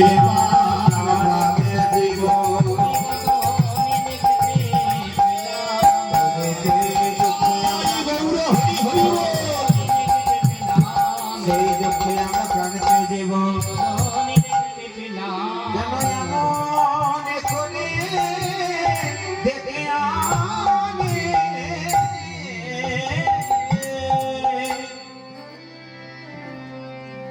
নন্দ পিতা ঢুকতে যাবে, দাঁড় করিয়েছে। এই কে গো তুমি? আমাকে বলে না বলে দক্ষিণ দরজায় ঢুকে যাচ্ছ, কে তুমি? আমি বাবা, আমি তোমাদের রাজার বাবা। মানে বুঝতে পারলে না? একেবারে দেখি প্রাণের হরি কথা শোন রে দাঁড়িয়ে তোরে করে ধরে তার ছেড়ে দে। দেখি প্রাণের হরে আমি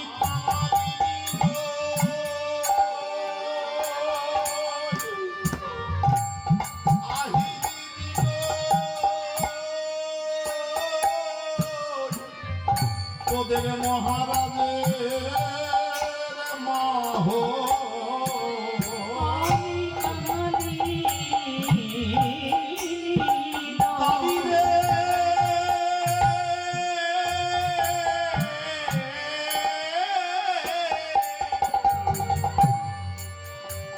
আমি তোদের মতন ধন দৌলতের কাঙালে নই।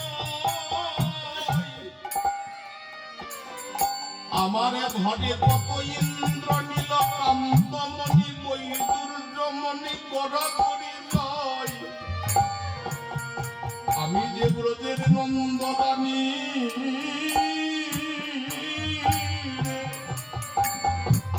আমার কোনো ধনেরই অভাব না।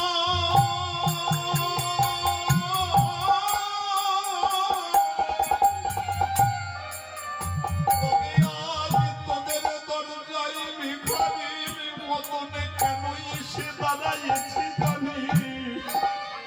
করে দাঁড়ি আমি যে মা বলা ধরে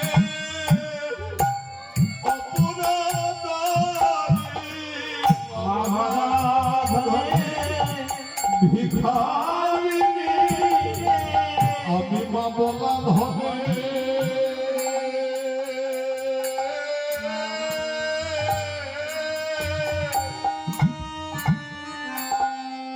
ভিখারিণী।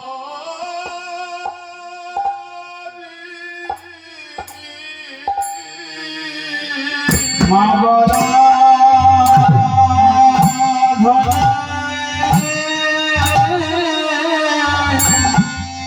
ধনে ভিখারি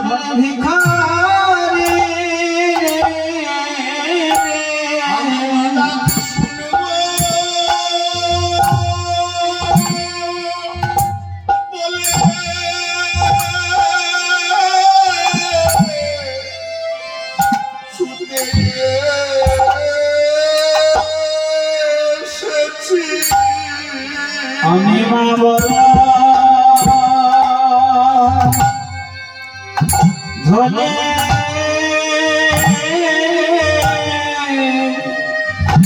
ভিখারি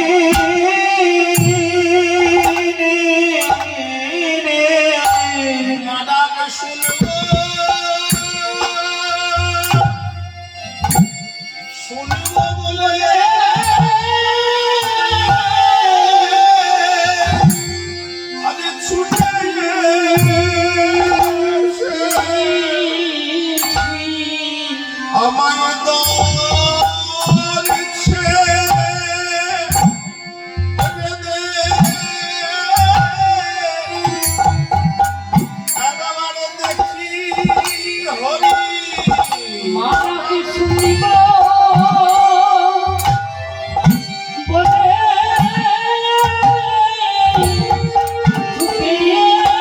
ছুটে এসেছি বলে দাঁড়ছে হরি মাকে শুনিব বলে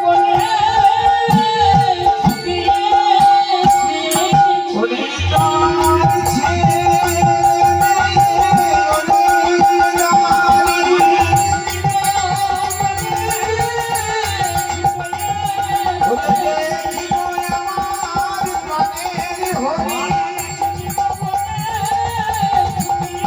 বলে দাঁড়ছে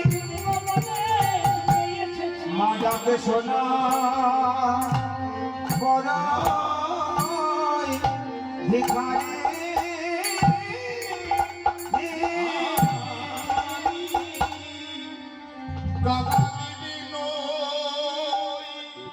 ভিখারি মা বলা ধনে ভিখারি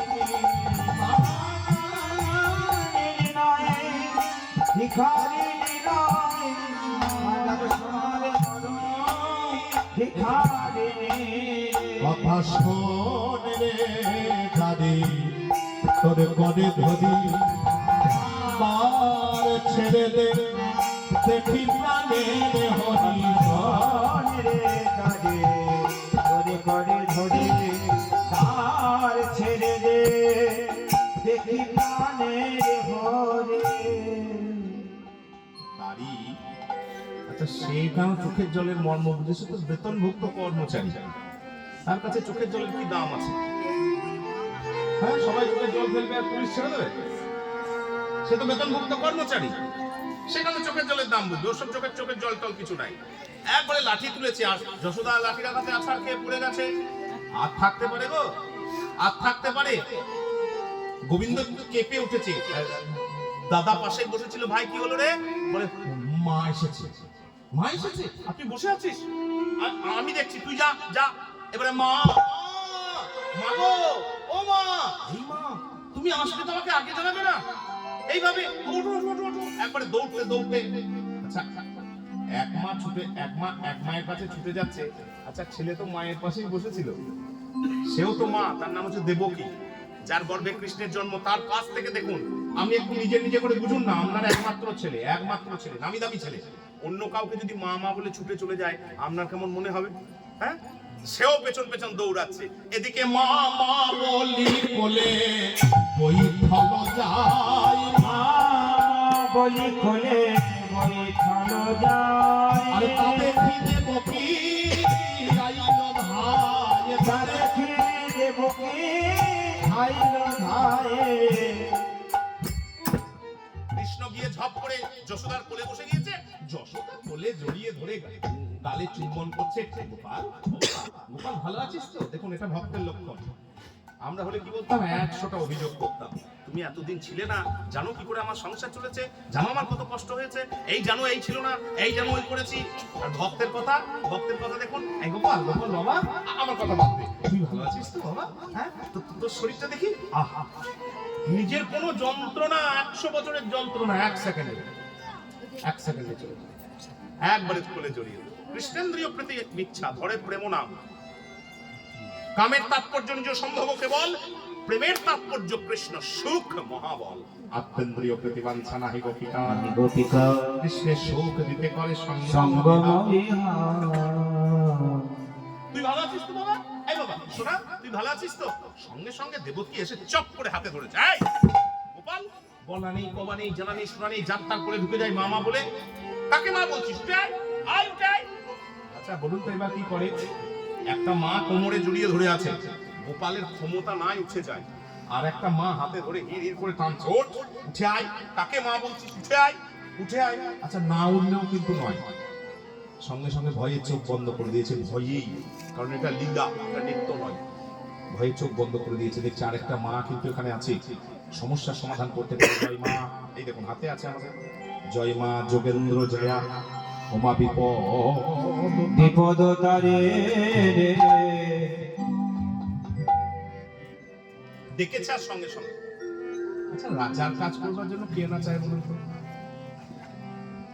ভাববেন, এরকম করে তো কীর্তনে ভাবার সুযোগ পাই না। আমি ধরুন প্রধানমন্ত্রীর নিমন্ত্রণে গিয়েছি, আমাকে যদি প্রধানমন্ত্রী এসে বলে দেয়, ভাই এখানে 3টে লোক আসবে, তুমি একটু বসিয়ে দাও তো, নিজেকে ধন্য মনে করবো যে আমাকে একটা কাজ করতে বলেছে, নিতাই গৌর হরি হরি, নিজেকে ধন্য কৃতার্থ হয়ে যাবে। সবাই তো অধীনস্থ। ভালো করে ভাববেন, একলা ঈশ্বর কৃষ্ণ, বাকি সব বৃত্ত, যারে জইছে নাচাই সে তৈছে করে নৃত্য। সবাই কাজ করতে পেলে ধন্য হয়ে যায়। ওই জন্য যেই মাকে ডেকেছে, মা একবার এসো, বিপদে পড়েছি। এই মা দেবকী, এই হাত টানাটানি করছিস কেন রে? এই ছাড় ছাড় ছাড় ছাড়। ও মা যশোদা, তুই কখন এলি? দেবকী বলে, মা সময় কম, একটা কথা বলো তো, গোপাল কাজ ছেলে। ছি ছি ছি ছি, সাতকাণ্ড রামায়ণের পরে বলে না, তোর গর্ভে কৃষ্ণের জন্ম, কংসের কারাগারে ব্রহ্মা সাক্ষী, দৈবকী নন্দনায় তোর ছেলে। যশোদা বলে, মা প্রণাম। আমি শ্রীরামের কাছে শুনেছি তুমি প্রত্যেকদিন দুপুরবেলা বৃন্দাবনে যেতে। শ্রীরাম কহিছে, মানে শুনো মা নন্দরানী, নীতি নীতি যাই মোরা গোঠে। শুনেছি, সত্যি করে বলো তো গোপাল কাজ ছেড়ে? বলে, যশোদা, মা তোর মুখে কথা মানায় না। বুকের পীযুষ ধারা দিয়ে দিয়ে সন্তানকে তিল তিল করে মানুষ করেছিস। যশোদা, দুলাল, ব্রজের গোপাল সবাই জানে। আর গোপাল মনে মনে বলছে, কেউ বলছে তোর ছেলে, ওকেও বলছে তোর ছেলে, বলে জেনে শুনে বিপদ।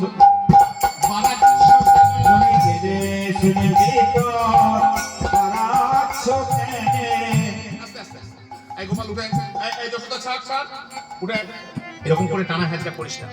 এই গোপাল, তোর কর্মচারী গুলোকে বলতো এই 100টা কাপড় আনতে। দেখি হবে, আরে বল না। বলেছে নিয়ে এসছে, এগুলো 2টো করে বাঁশের খুঁটি পোত আর একটা করে শাড়ি টাঙা, 2টো করে খুঁটি, একটা করে শাড়ি, এইভাবে পর পর পর পর শতে কবসন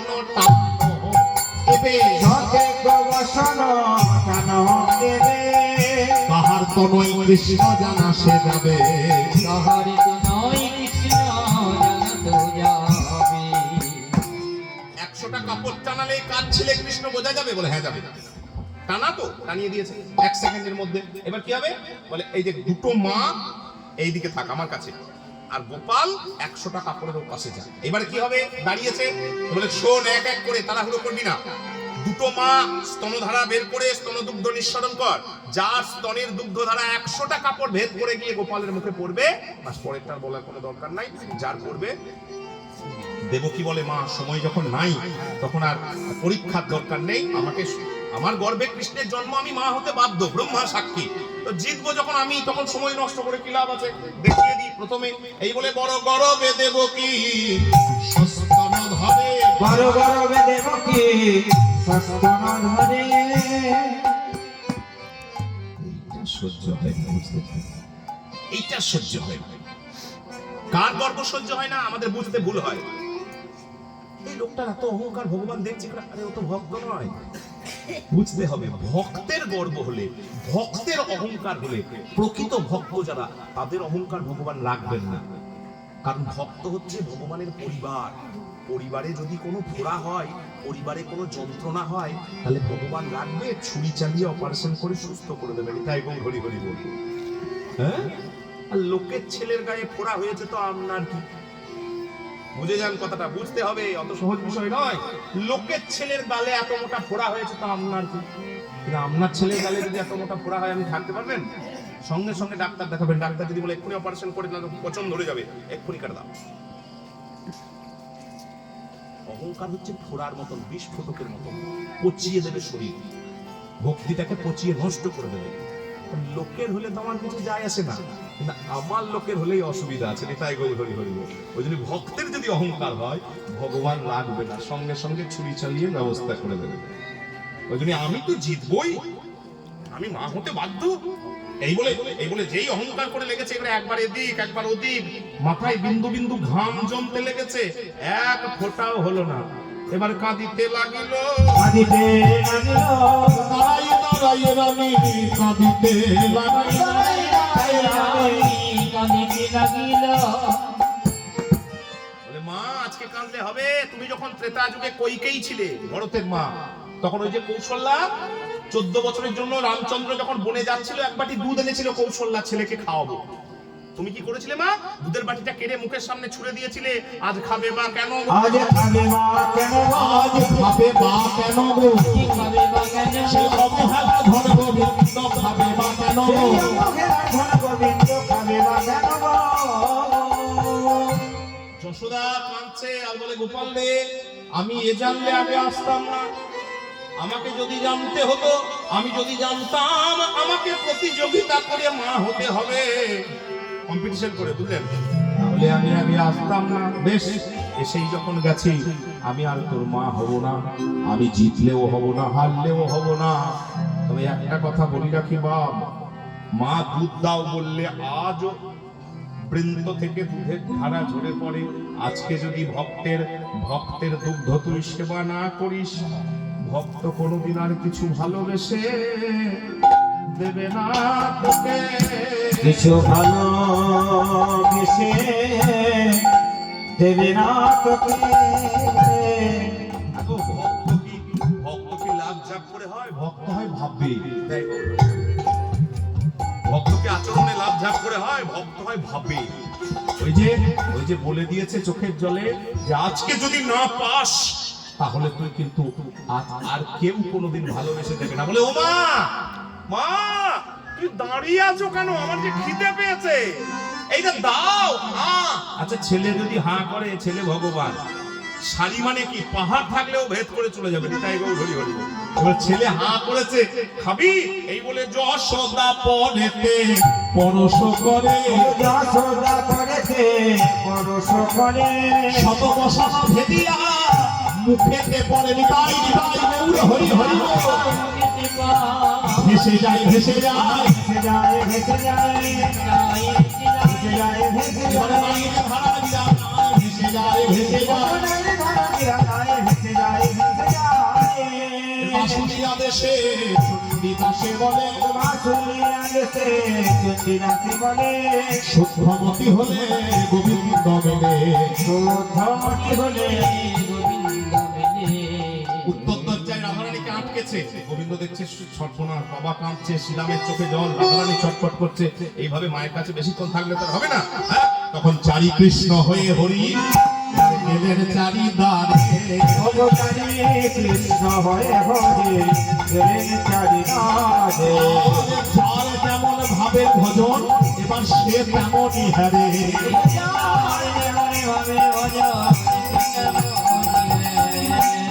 উত্তর দ্বারেতে দেখে আমার শ্রীমতী কিশোরী, শ্রীমতী কৃষ্ণ ললিত ত্রিভঙ্গ পাপা মোহন বংশীধারী।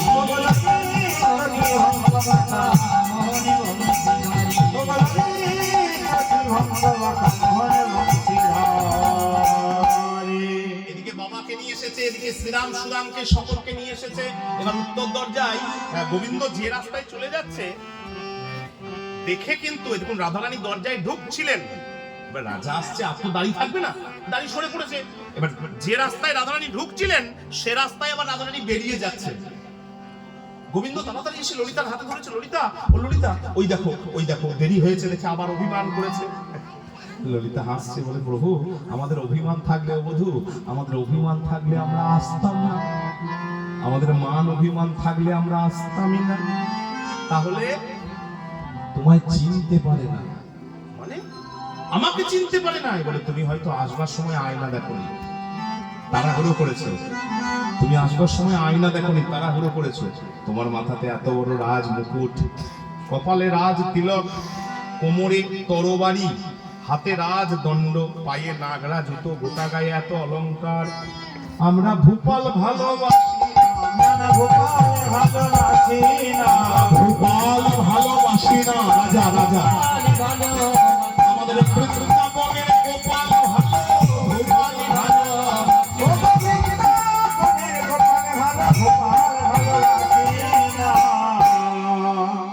ভূপাল মানে হচ্ছে রাজা, বৃন্দাবন আমাদের গরু চড়ানোটা প্রেমিকটা, আমাদের গরু চড়ানো প্রেমিকটা রাজা হয়েছে, আমরা সব নেও ভাবিনি। ও রাজা আছে, আমাদের দরকার নেই, তার থেকে ঘুরে ঘর চলে যাও আমাদের ওখানে, কারণ আমরা ও প্রেম রাখতে পারবো না। আমাদের ওই খালি গায়ে হাঁটু অব্দি ধুতি, হাতে একটা বাঁশি অথবা লাঠি, মাথায় পাগড়ি, আমাদের ওই ভালো। বলে ও ওইটা তা এত লোকের সামনে তো হবে না, যোগ্য এখনো শেষ হয়নি, শেষ হয়ে যাবে এক সেকেন্ডের মধ্যে। আচ্ছা এত লোক আছে, এর সামনে রাজা কি করে জামা কাপড় খুলে দাঁড়ায় বলেন তো? সম্ভব? যেটা তোমাদের কাছে হয় সেটা সবার সামনে হলে হবে। তবে একটা কথা, আগে সবাই চলে যান, আগে সবাই চলে যান, তোমরা থাকো, শেষকালে তোমাদেরটা হবে। হবে কিনা? ললিতা বলে হবে, কথা দিচ্ছ? কথা দিচ্ছি। এবার যজ্ঞ মঞ্চে এসে শান্তিপনি মুনি, কৃষ্ণের গুরুদেব, তিনি যজ্ঞে পূর্ণাহুতি দিচ্ছেন। এবার মুনি করে বেদধ্বনি, যজ্ঞে পূর্ণাহুতি হয়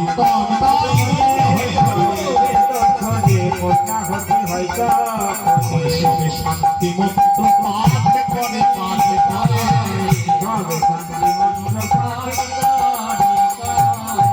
যজ্ঞ হইল সমাপন, দান লইয়া সত্য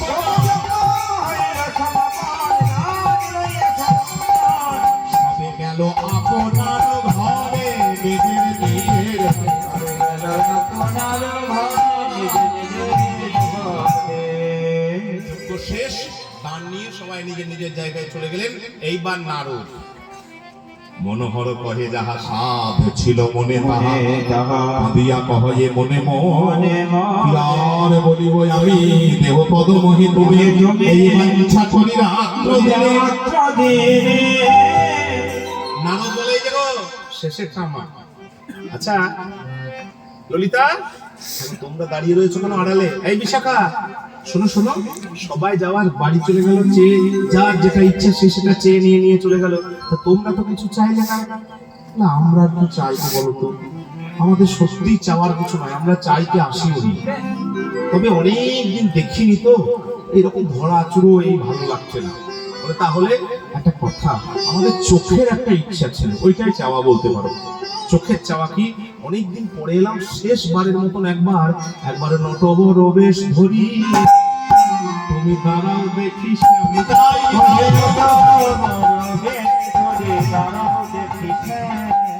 আর কবে সে পুরিবে হরি মোদের নমস্কার,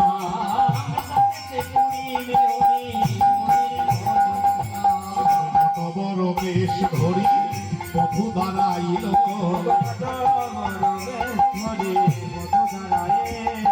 আমার বিশাখা হাসিয়া কাছে কহিতে লাগিল,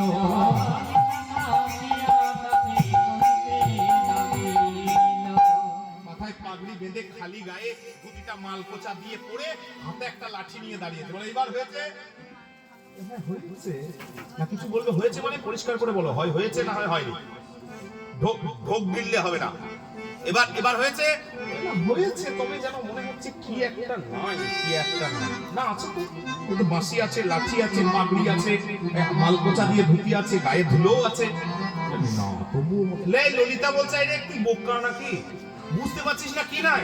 একা একা দাঁড়িয়ে আছে, হ্যাঁ একা একা একা একা মানায় না, না মানাই না মানাই না একা একা মানায় না, মানায় না, মানায় না, মানাই না, বলি একা একা মদন মোহন মানায় না, মানায় না, একা মধুর মোহন মানাই না মানাই না।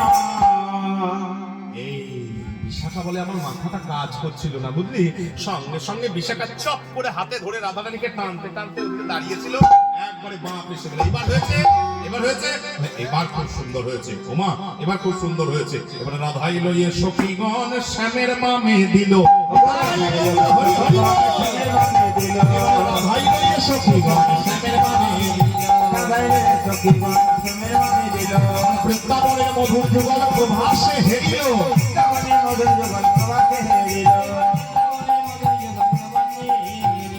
যুগল মিলেছে ভালো, যুগল মিলেছে ভালো, প্রভাস তীর্থে মধুর যুগল মিলেছে ভালো, বলো হরি হরি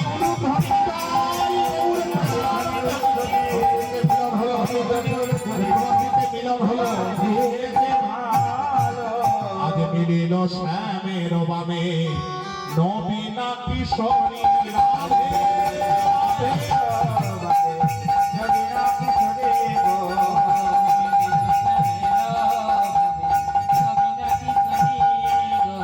আরেকবার মায়ের অনুরোধটা বলে দিলাম, সবাই কিন্তু সেবা পেয়ে প্রসাদ পেয়ে তারপর যাবেন, তাড়াহুড়ো করবেন না, এখানে বসে বসে যেভাবে ব্যবস্থা আছে সেবা পেয়ে তারপর যাবেন। রাই শের শের সিন্ধু কাহে তরঙ্গয়া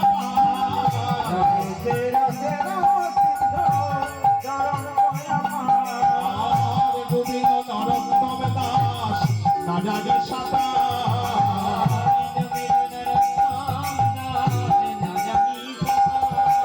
আর